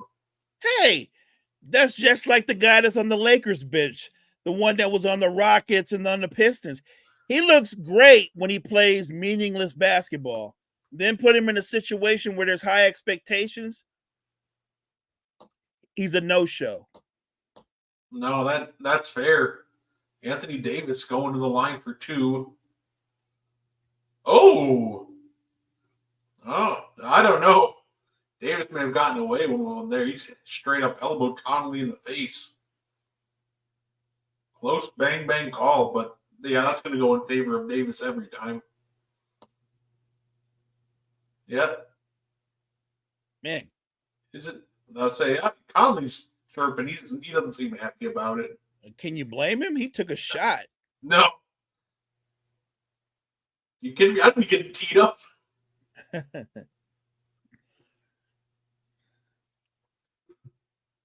I will give JJ Redick credit. This offense looks a lot more creative with him at the helm. Like the stuff that they were running in preseason, different actions, like just a lot more screening, horns, playing, with just in a multitude of different ways. It wasn't just, hey, let's just give the ball to, LeBron and just let him try to create for everybody. They were like trying to genuinely structure. And that's absolutely great for the Lakers because, LeBron's great, but he's 40. A structure at this point in his career to help him out, that's great for him. How long before JJ Redick's hair goes completely white? Oh, ball stuck on top of got stuck up by the shot clock there.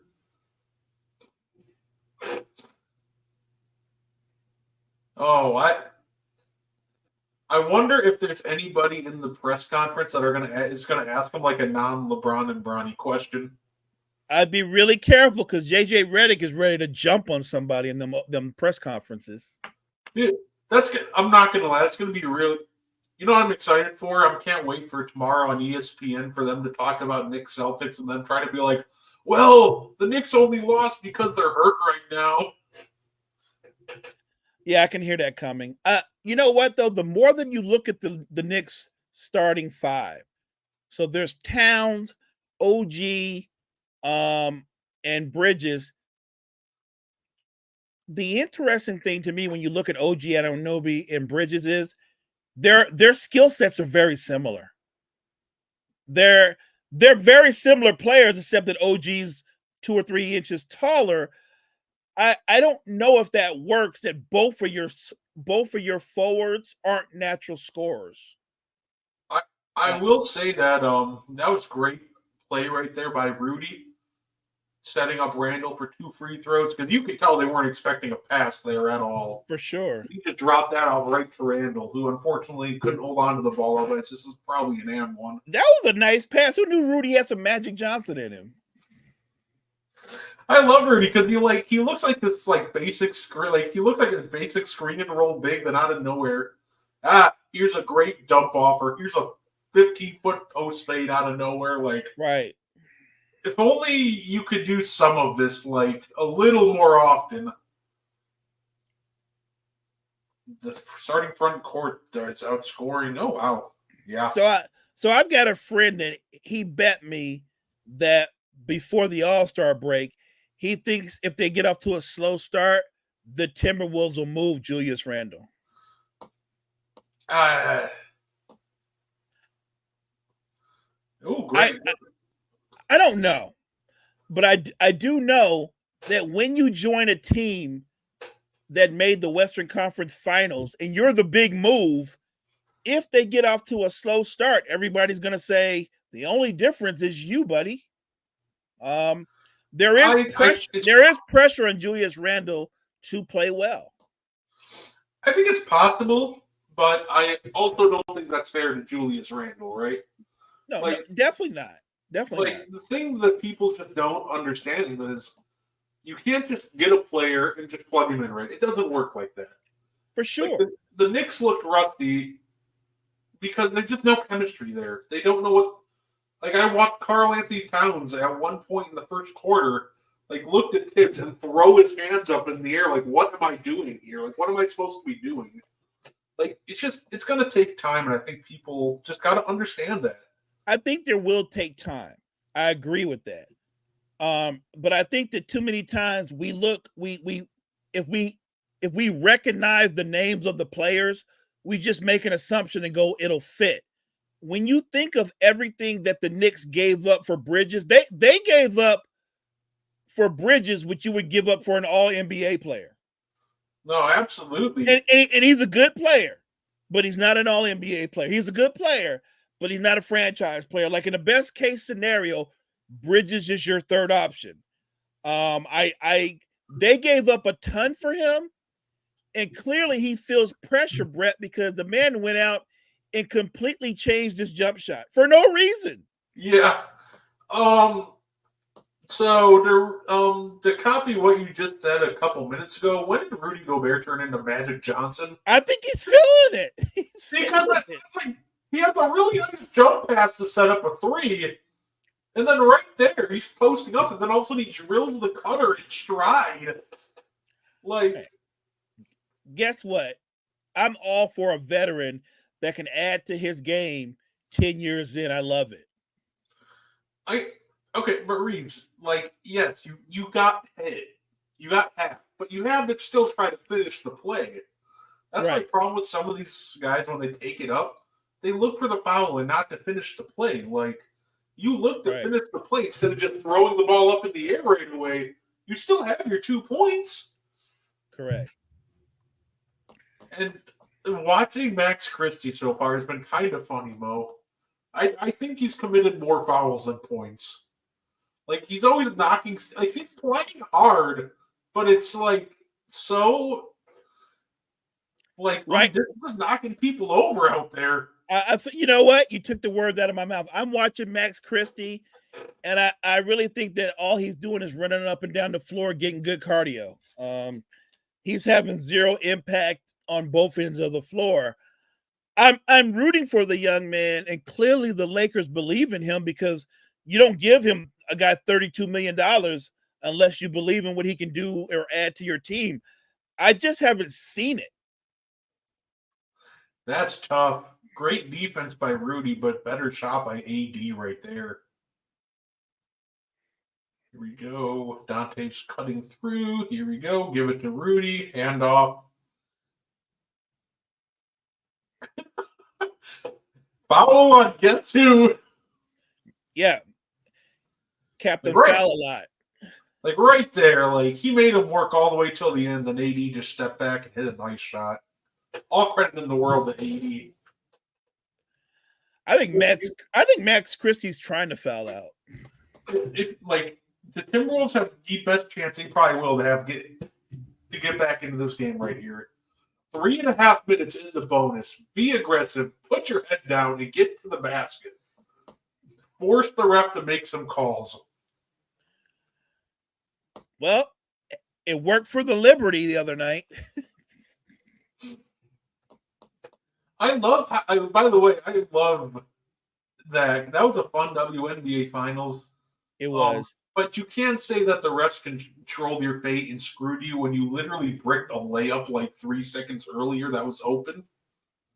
So I get that, but man, did you watch the whole game? Because I watched the whole game. And they unfortunately I was at work, so I had to watch segments of it. It was brutal. Look, I'm sorry. That game reminded me of Sacramento versus the Lakers in 2002. That's how bad a game it was. Those officials were horrible. Like Nafisha Collar, she took almost all her shots in the paint and didn't get one trip to the foul line. Yeah, that's one thing I noticed right away too, and I agree with the officials. Anthony Davis, great take.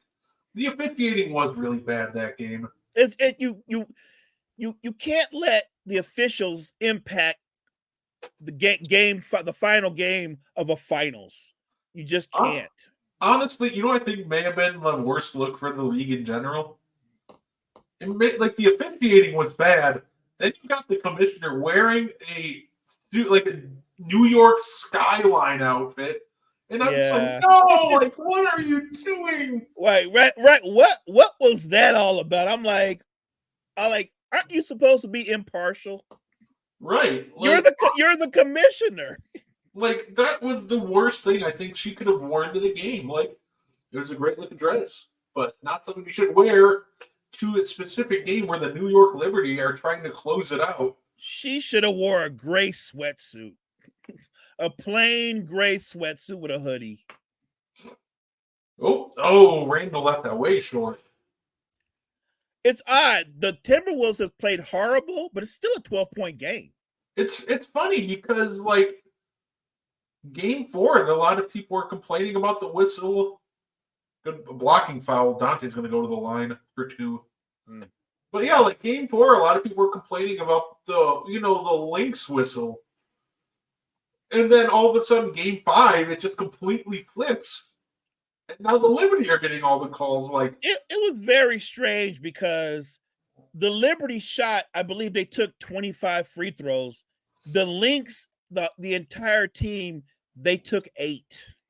yeah, at the end of the day, like, it was bad officiating. But I And always try to say that there's more factors to winning or losing a game than the officiating. sure, but it was just an ugly game Yeah, because think about this. Sabrina Ionescu was 1 for 19. I think Stewie was like 4 for 15. Like the only good player or great player, if you will, that played well, Nafisha Collier, she was 11 for 23. She had 22 points. But like I said, she couldn't get a call. She could not get a call. yeah, that's fair. Overall, it was just a brutal officiating, and it's unfortunate. It really is because that Well, series should be remembered just for how great it was. Because I, honestly, that was good. That was trending as like arguably like that was probably the best final series, men or women's, that we've seen this decade. in a long time. And just for the record, I want to give the New York Liberties all their flowers for winning their first championship. They don't have control over the calls or what calls are made or not made. All they did was go out there and play hard and find a way to win.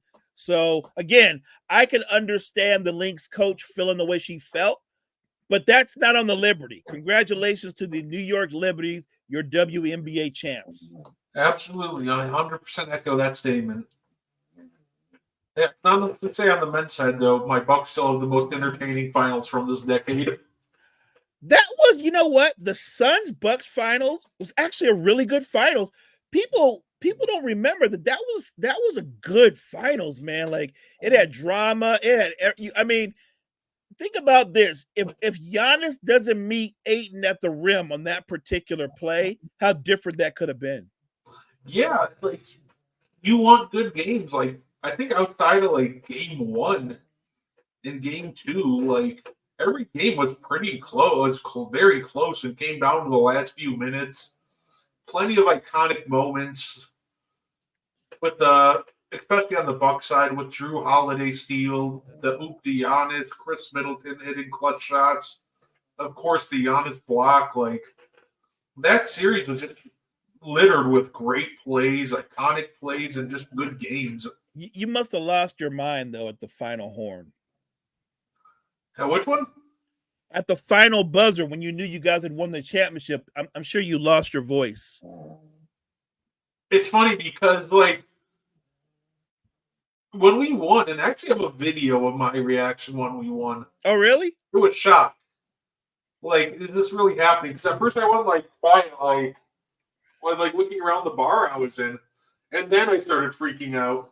Okay. Yeah, like I was so invested into that game, like that whole series. I went to the same bar because the first two games, right, and this is just sports superstition coming in, we lost. And those 2 days, those two games, I stayed at work. Right. Well, I had enough time off that I actually left work early a couple of those days just so I could see the games. And I went to this place called McGinn Sports Bar. They had a great $15 steak special. So for games 2 through 6, or 3 through 6, I went to the sports bar. We won. So, I had to go back for game 4 for good luck. We won again, and we won all 4 games while I was there. So let me guess, that's the only place you eat at now. I go there if there's an important Bucks game. I love it. Okay, that makes sense. That's fair. Yeah. Nothing like Anthony Davis is on one. Oh, yep. Good double. Corner. Nope. Randall with a tough finish right there. Nice. Oh. But you got to get back. Too easy. Oh, and here comes Anthony Edwards. He wants to attack. Randall, what are you? Good play by Nas right there.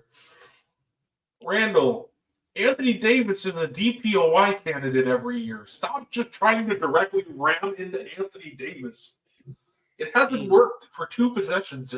So there are certain guys in the NBA, and you can appreciate this, that they don't play well against length. Julius Randle's not good against length. Certain guys, it didn't matter, like Zach Randolph. He played great against longer players. Although, to be fair, Zebo had a much better game around the basket than Julius Randle ever had. Ooh, that was That's a tough shot. That's a tough shot. Oh, AD. Oh, the no call. All right. Here we go. Give it to Randall. Kick it to Ames. Oh, corner. Dante DiVincenzo. Corner 3. Off. Randall with the second chance. He takes it up, and it's fouled by Jackson Hayes. See, I like him taking it up strong against Jackson Hayes. The big difference for me is the bulk. Anthony Davis is big. Like, he's muscular, too. And Jackson he's long. Hayes is a lot thinner, so right. When Randall hit Hayes, he actually backed up. When he ran into Davis didn't really move. He was just like, okay, like I expected this. I think, honestly, I think this is kind of a fine first game, though, so far for Julius Randle. Like, he's displaying a nice all-around game for them. It'll probably just take a little bit for them to finally, really get comfortable with each other. I think they need to run sets where he can be on the move more instead of him just dribbling the air out the ball. Like you brought up the point earlier, Brett. Whenever he catches and he attacks and he makes a quick decision, he's a better player. Here we go. No, stop. Just give it to AD. Oh, here we go. Yep. Turnover. Here we go. Oh, lazy pass by Walker. Dante with a great play. He's gonna Timberwolves. Okay, that worked out for you. With a strong take. Here we go. 82-74. Here comes Anthony Davis. He looks like he wants to attack Julius Randle. Nope, we're giving it to LeBron to go at Anthony Edwards. Screen. AD sizing up a 3 and off. 8-point game going into the fourth. Lakers 82, Timberwolves 74. What I haven't seen a lot of. I haven't seen LeBron play in the post at all to this game. I'm surprised. I would have thought against this particular team, when Gobert's not on the floor, he'd be in the post more.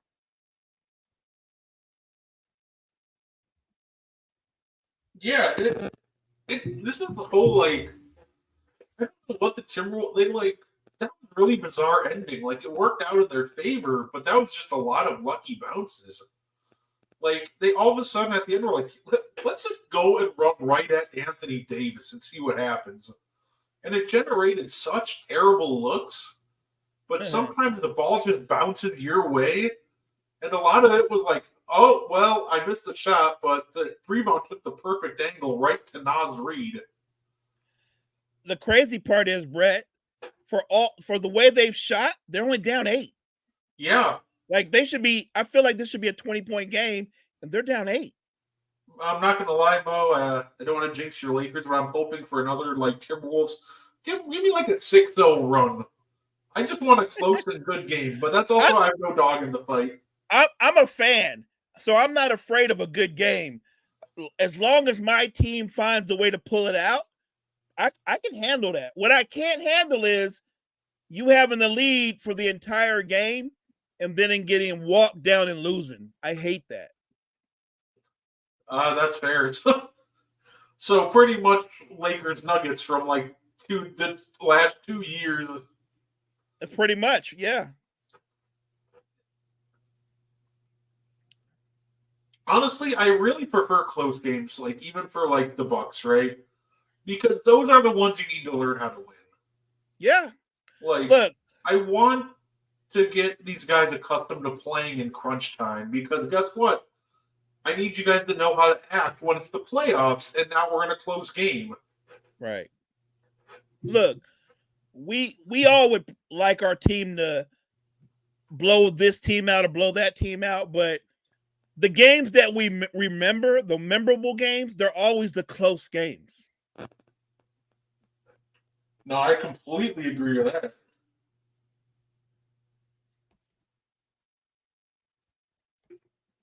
Say, What do you everybody tuned what in. are your thoughts on Sharm's Sharanya joining ESPN?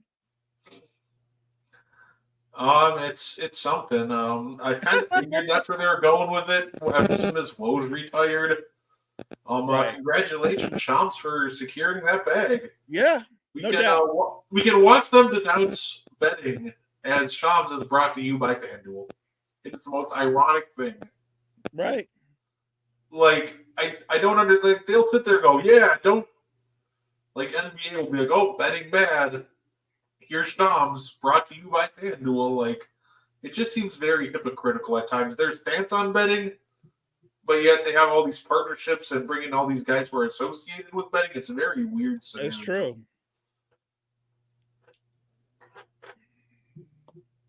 We're say great game, great game so far. Outside of a disastrous second quarter for the Timberwolves, I think it's been very even. I'm gonna give the Timberwolves a lot of credit.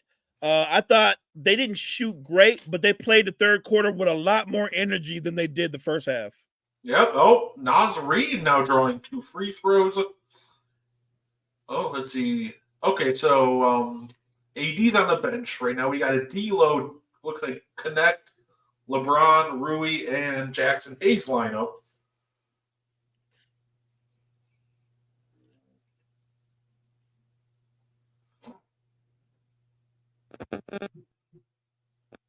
Here we go.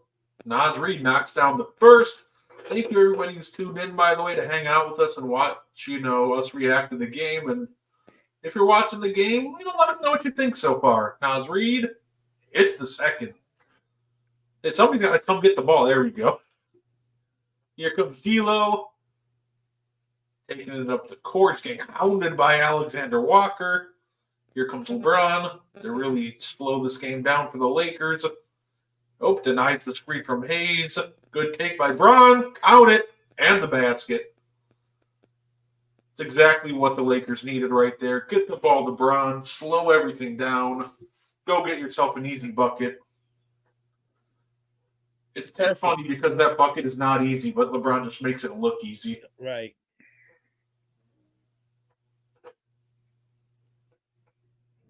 He got fouled like 3 different times on that play.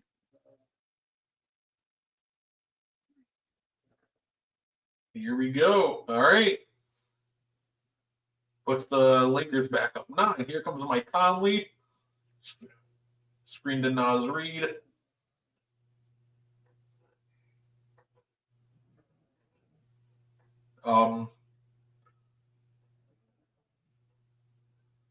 Okay. Not the shot I necessarily want to see the Wolves taking. Alexander Walker pull up, but Rudy is able to get them a second chance, so we'll see what they do with it. Yeah. Not only was that a questionable shot, it was a contested questionable shot.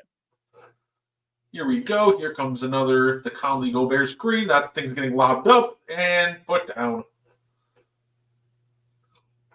You knew that lob was coming as soon as you saw Hayes positioned himself a little too close to Conley. That's way too much room for Rudy right there. Love it. Here we go. Here comes LeBron. Naz Reid, he's fighting. He's fighting. And LeBron does not get a call. Here we go. The Wolves are off to the races. Here comes Jaden Daniels. Naz Reid, corner 3. Bang! It's a 4-point game. I'd be shocked if there wasn't a timeout here. Yeah. Yeah, I think JJ needs to call one. Yep. Okay, there it is. You knew it was as soon as that 3 ball went, it's like this has to be a timeout.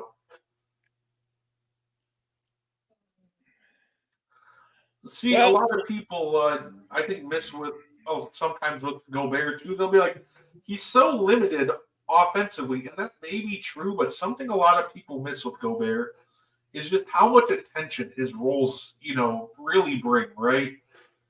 Like him just running to the basket, that's drawing the attention of like 2 or 3 people and creates a lot of open looks.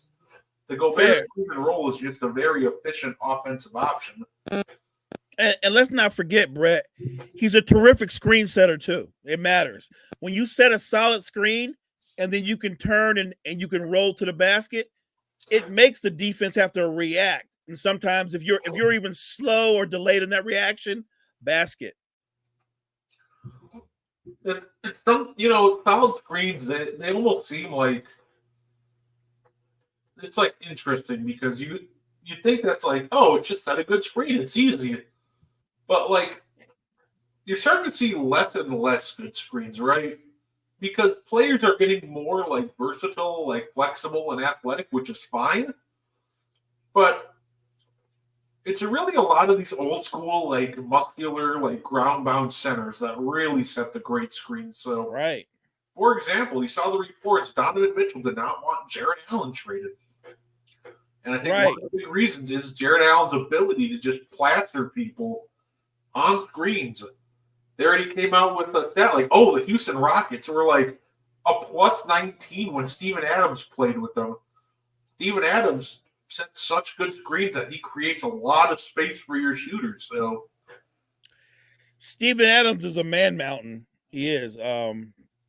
When he sets a screen, you don't move anymore. One of the strongest guys in the NBA, period.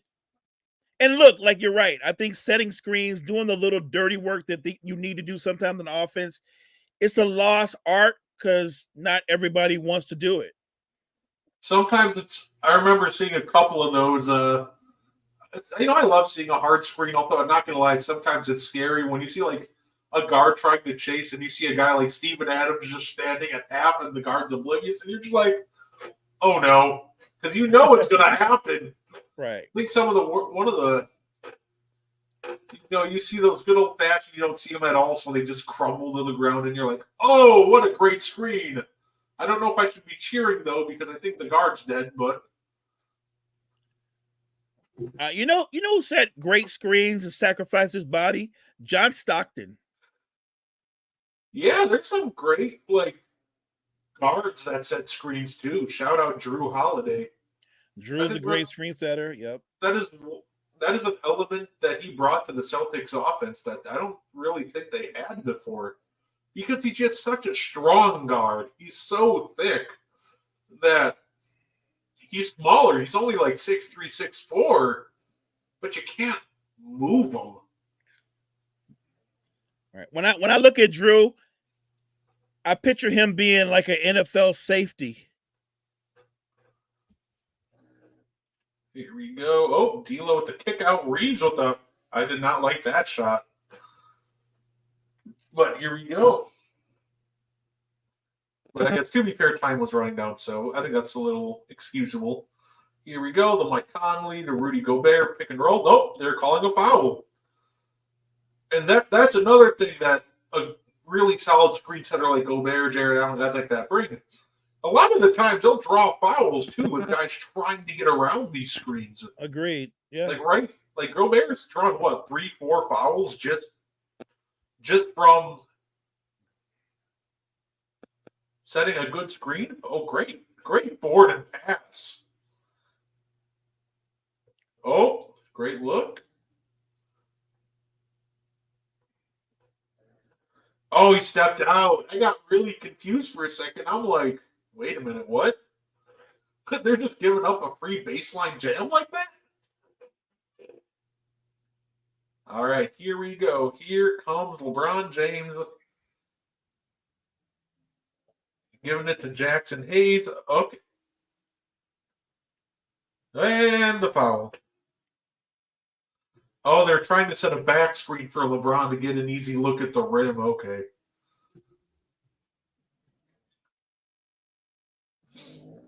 And here comes and we have a 4-point game, 85-81, 9 minutes, 40 seconds to go. Jaden McDaniels, though, has just picked up his 5th foul. He is not happy about it, which is fair. So they're going to have to continue to go at this without McDaniels. So I think Dante DiVincenzo can pick up a lot of the slack, though. He might have the best contract in the league, though. He's got to be up there. Well, no, Jalen Brunson does, but Dante's got to be up there, too.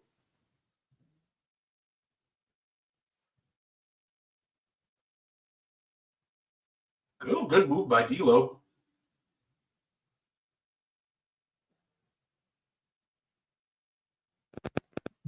Here we go. Here comes Anthony Edwards around the screen. He's taking it downhill. Kicks it to Mike Conley in the corner. Great look. Rims out. Here comes Reeves. Kicks it to Hachimura. Kicks it to D'Lo. Throws the lob to LeBron. Easy 2. Back-to-back buckets. This is back to a 7-point game. And here comes Anthony Edwards. All right. Here comes Rudy Gobert to set the screen. Oh, he splits it. Kicks it to Reed, one more to Conley in the corner, and Hayes got up and blocked that. And a foul on Gobert. What a great sequence for the Lakers right there.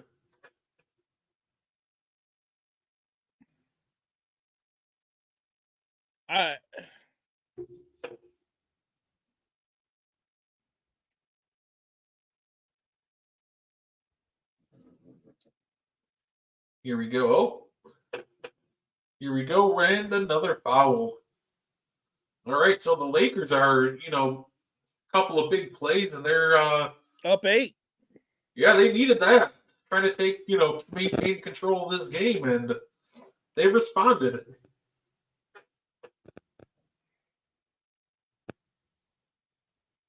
Still so weird to me that JJ Redick's a head coach. Yeah. D'Lo to Hayes. That was great.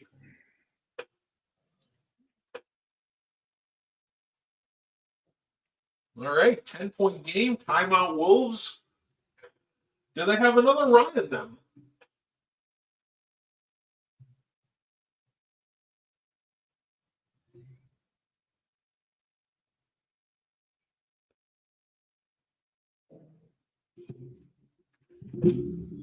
Whew.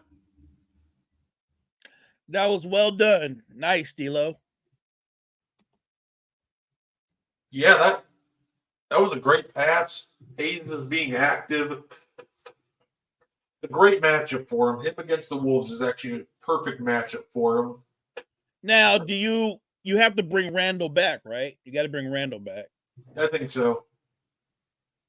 I almost think that at this point, you probably, if you're the Wolves, you might just have to run your starting 5, except with Dante and for Jaden McDaniels, since he has 5 fouls. Right.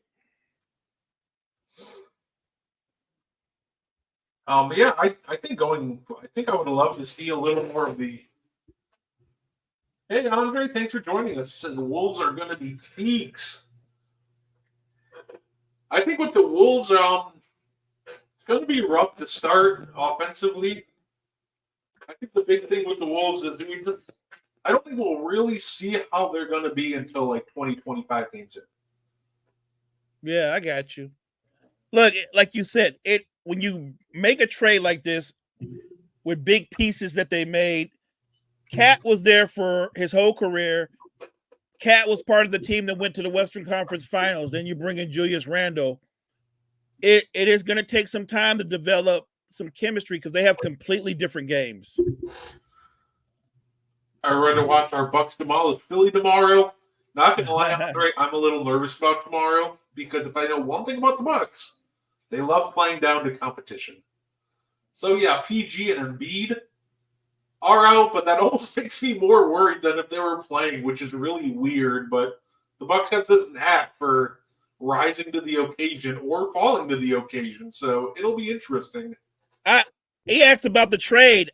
Look, I like the trade for the Knicks. I don't like the trade for the Wolves. Yeah, I think it's interesting. I think it could end up being one of those rare.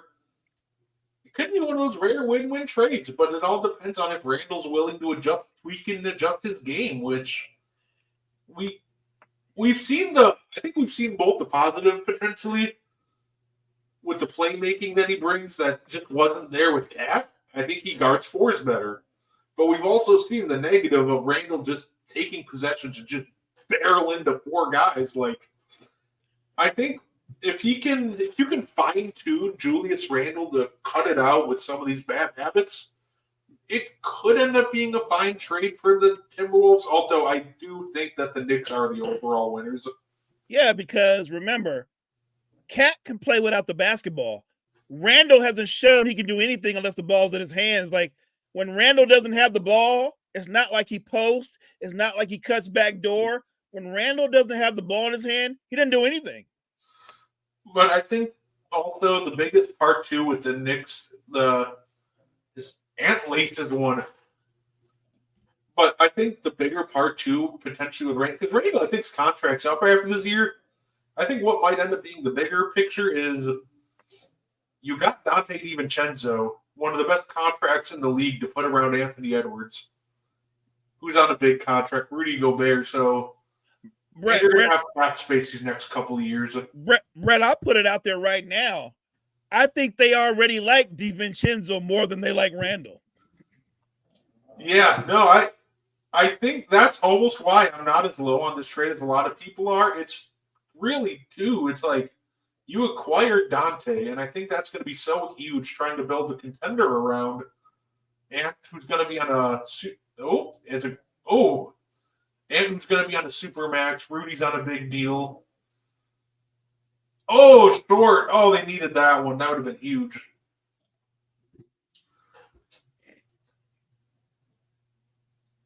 Did everything right but finish. $1 million move, but a 5-cent finish. Right.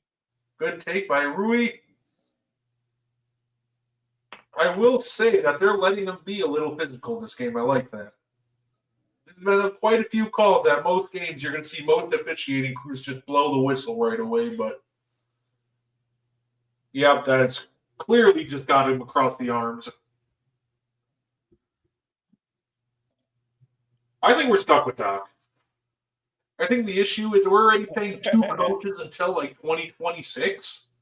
So I don't think this ownership will be really willing to cut Doc at least until we have one or both of the other coaches off the ledger. So I really think that we're stuck with Doc at least for the next 2 years. And then we'll see how things are going from there.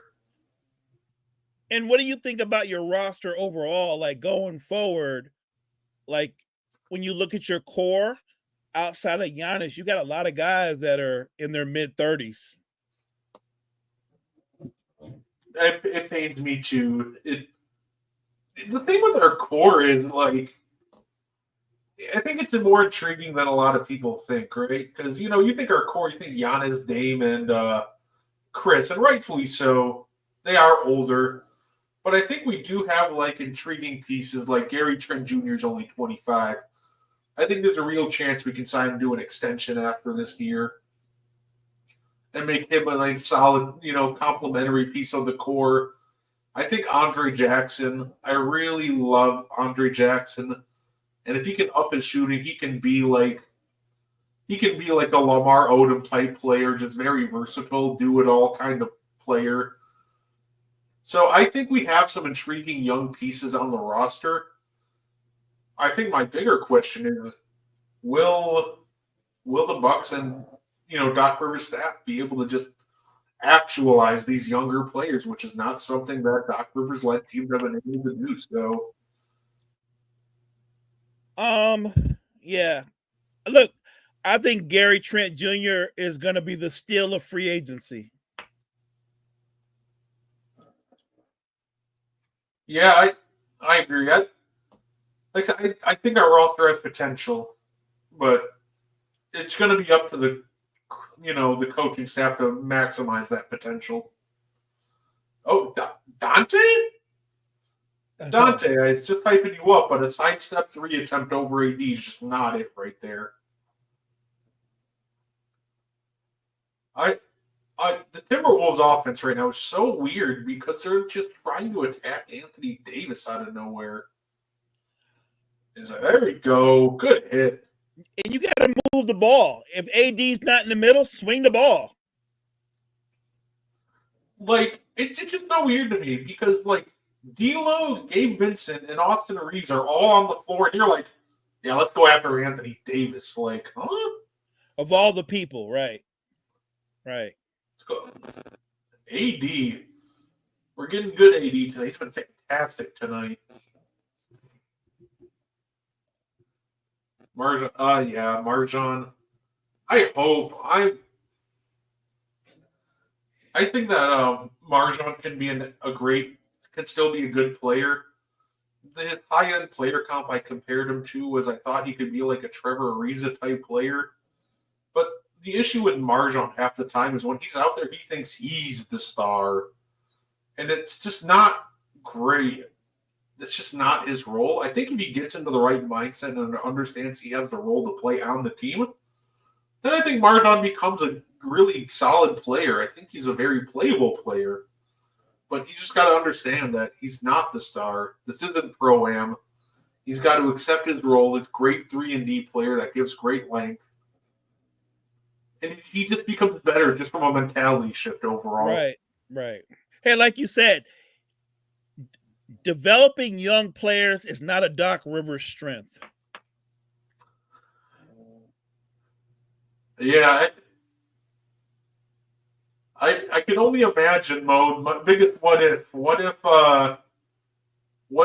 Doc Rivers stayed with the? What if Shea stayed with the Clippers and he had to develop under Doc Rivers? He wouldn't be Shea. I will say the Wolves defense is actually forcing AD into a 9-21 shooting night, which is right. rough. But good players will find a way. Anthony Davis still getting to the line, so that's great by Anthony Davis. I still love that interview when he's like, "Man, I knew Shea was going to be. I knew Shea was going to be this, great player." I'm like, "Did you?" Well, if you knew that, why'd you guys agree to that deal? Right? Like, I doubt he was in there like, "Oh, don't trade Shea," like he said he was, but I really, as soon as I heard him say it, I'm like, "No, he didn't." No. Ant-Man is a monster. He showed it this game. He hasn't gotten much help this game. It's kind of been a grind all game, just all together. But he's looked great. I think he's just got to work on making some of these easy reads that he's missing. But overall, I think I can't complain about the game Anthony Edwards has been having.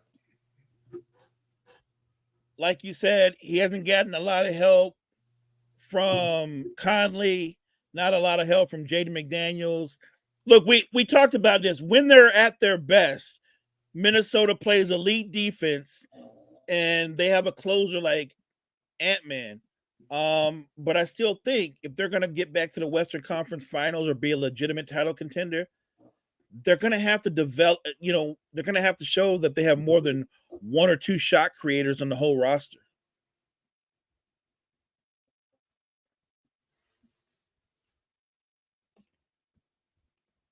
Yeah, no, absolutely.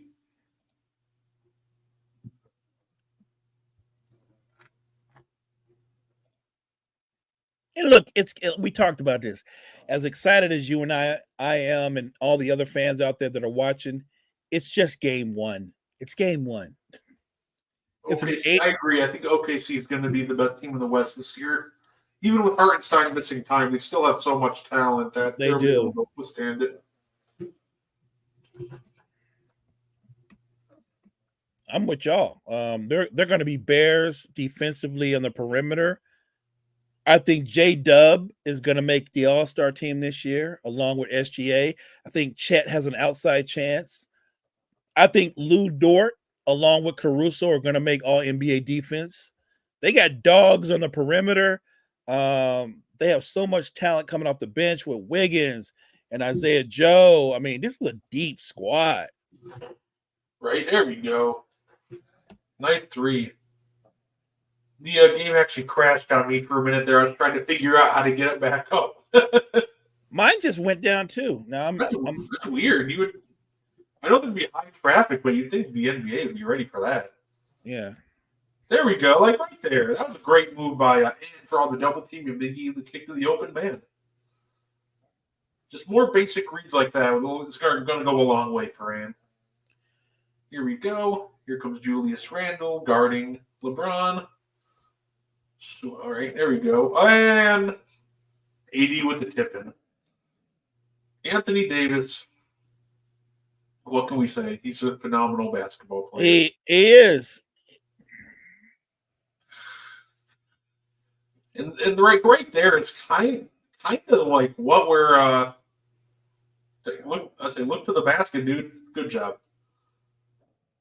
And kind of right there to me is like showed like we're still dealing with chemistry issues with Julius Randle standing in like the 17-foot range, just throwing his hands up like, what am I doing? Like, what do you want? Because like I said, Brett, without the ball in his hands, he doesn't know to cut off the ball or go set a pick or go post up. Julius Randle can't function without the ball in his hands. And Anthony Davis is just on one. Well, I can't wait for the Rudy Gobert fraud DPOY takes after this one. That you can't look when a great player is making shots like that. That's not about the defender. No, I absolutely agree. Like if AD's going to hit an off-balanced 1-footer, like good job, AD. It's not much I can do if you're going to shoot that. Right. But we know how it is, Mo. NBA Twitter is not the most sensible place on earth. No, NBA Twitter is ruthless.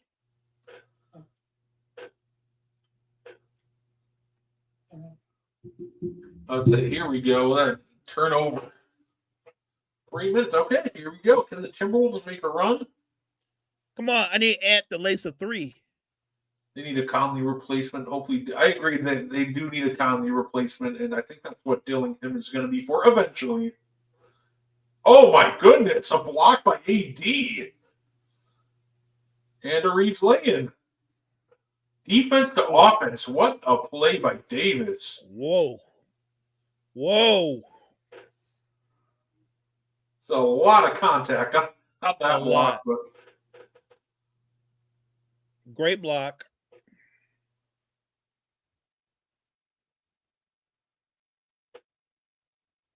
I was going to say, I am shocked that we haven't seen any of the young Wolves this game. Yeah, I really thought because of what he did in the preseason that we were going to see Dillingham. I did not know that apparently he's not cracked the rotation yet. And it's funny because, like you said, this game, you would think that, like, this is not a bad game to really try him out because this is a game where Timberwolves' downfall was offensively. They were just wildly inconsistent. They couldn't get anything going. 100%. Bringing somebody like Dillingham to, if it works, great. If it doesn't work, oh well. Guess what? Nothing else was working before that.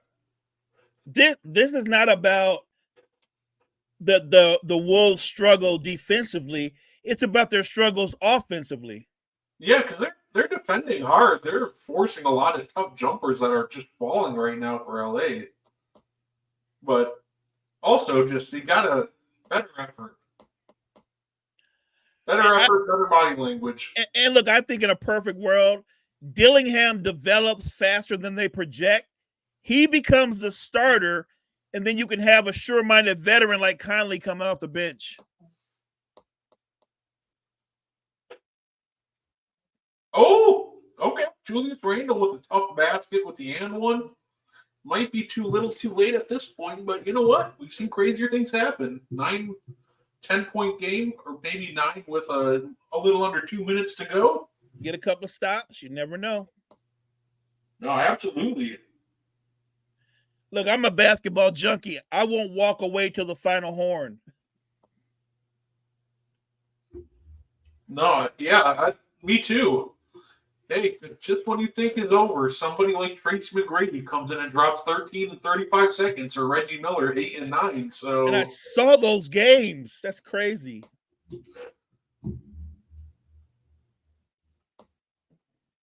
D'Lo just taking practice jumper in the corner. That's actually kind of funny. That is funny. He's wild.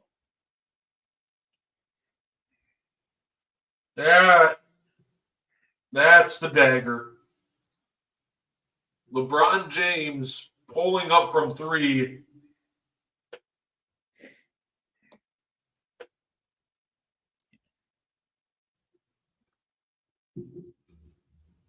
There we go. Woo! That was good D though. Yeah, I think that's like the textbook definition of dagger right there. You thought there was a chance, and then LeBron just kind of stomped it out.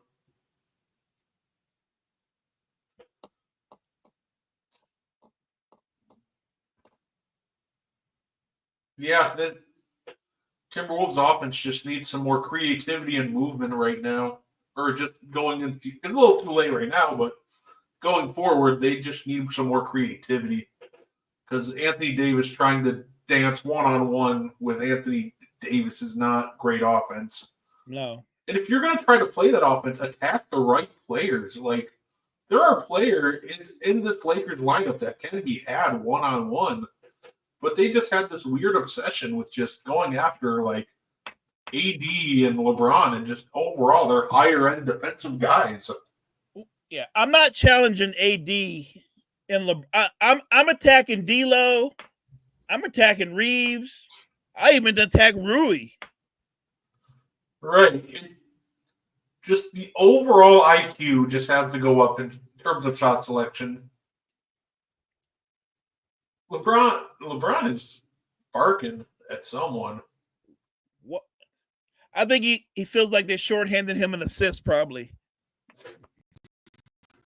Well, at least the Wolves cracked 100. 9-point game or 10-point game with a little over a minute to go. Oh, it did it again. It's just so weird. Like, yeah, it just my feed just went out. Yeah, feeds have been cutting in and out all game. That's weird. This normally doesn't happen with these games. No. See, this is very.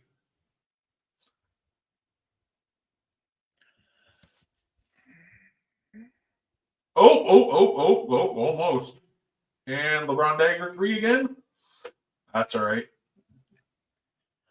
No stupid fouls, Lakers.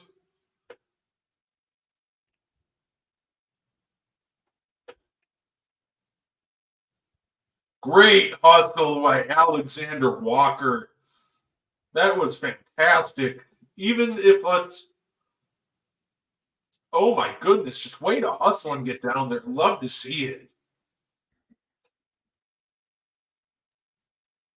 I love them giving the ball to AD. Because Rudy Gobert doesn't want to come all the way out to pressure the ball. So you can easily burn like a solid, 16 seconds without any pressure. Austin Reeves. Here comes Randall.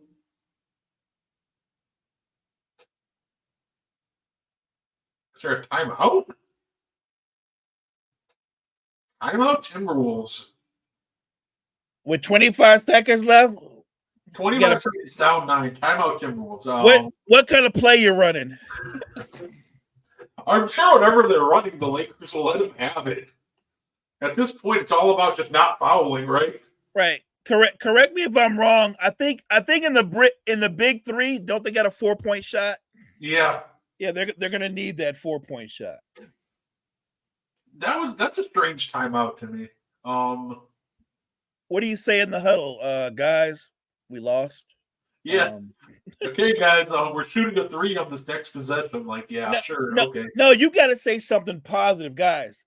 It's game 1 of 81 more games to go, right?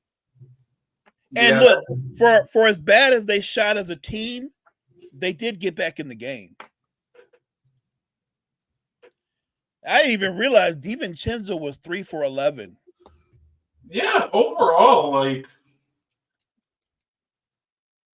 I think the path for the Timberwolves offense is there, but it's going to take a little bit to click. Even like Anthony Edwards is 10 of 25, but that's also it's just him having to try to generate a lot of offense by himself. Mike Conley 1 of 7.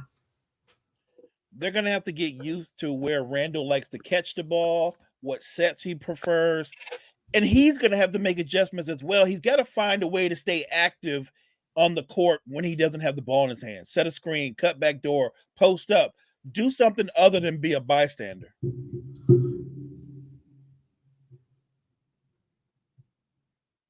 Oh, tipping by Randall. There we go. Randall's padding those stats late.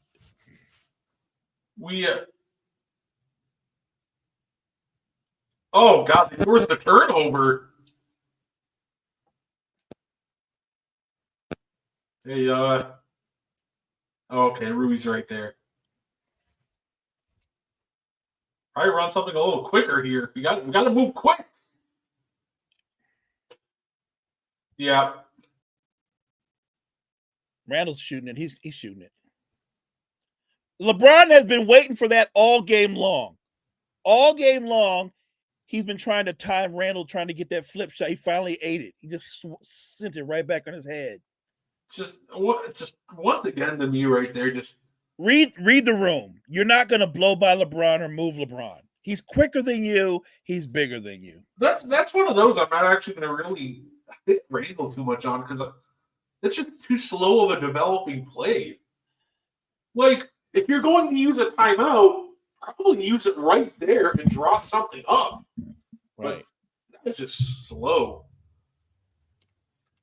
You know what? Like I said, we, in the end, even though they lost tonight, we both have the Timberwolves finishing in the top 3, right? So I think eventually they will develop chemistry.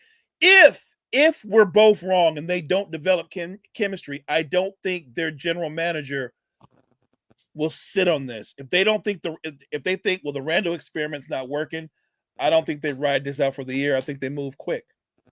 No, I absolutely agree. Yeah, say before we get up on out of here, Mo, do you have anything you wanted to add? No, I just appreciate everybody for joining us. Opening night in NBA. Thank you guys so much for tuning in. We're going to be back doing this again next week, so we hope you guys join us again. No, absolutely. Thank you guys for tuning in, and we hope you guys enjoy the rest of your night.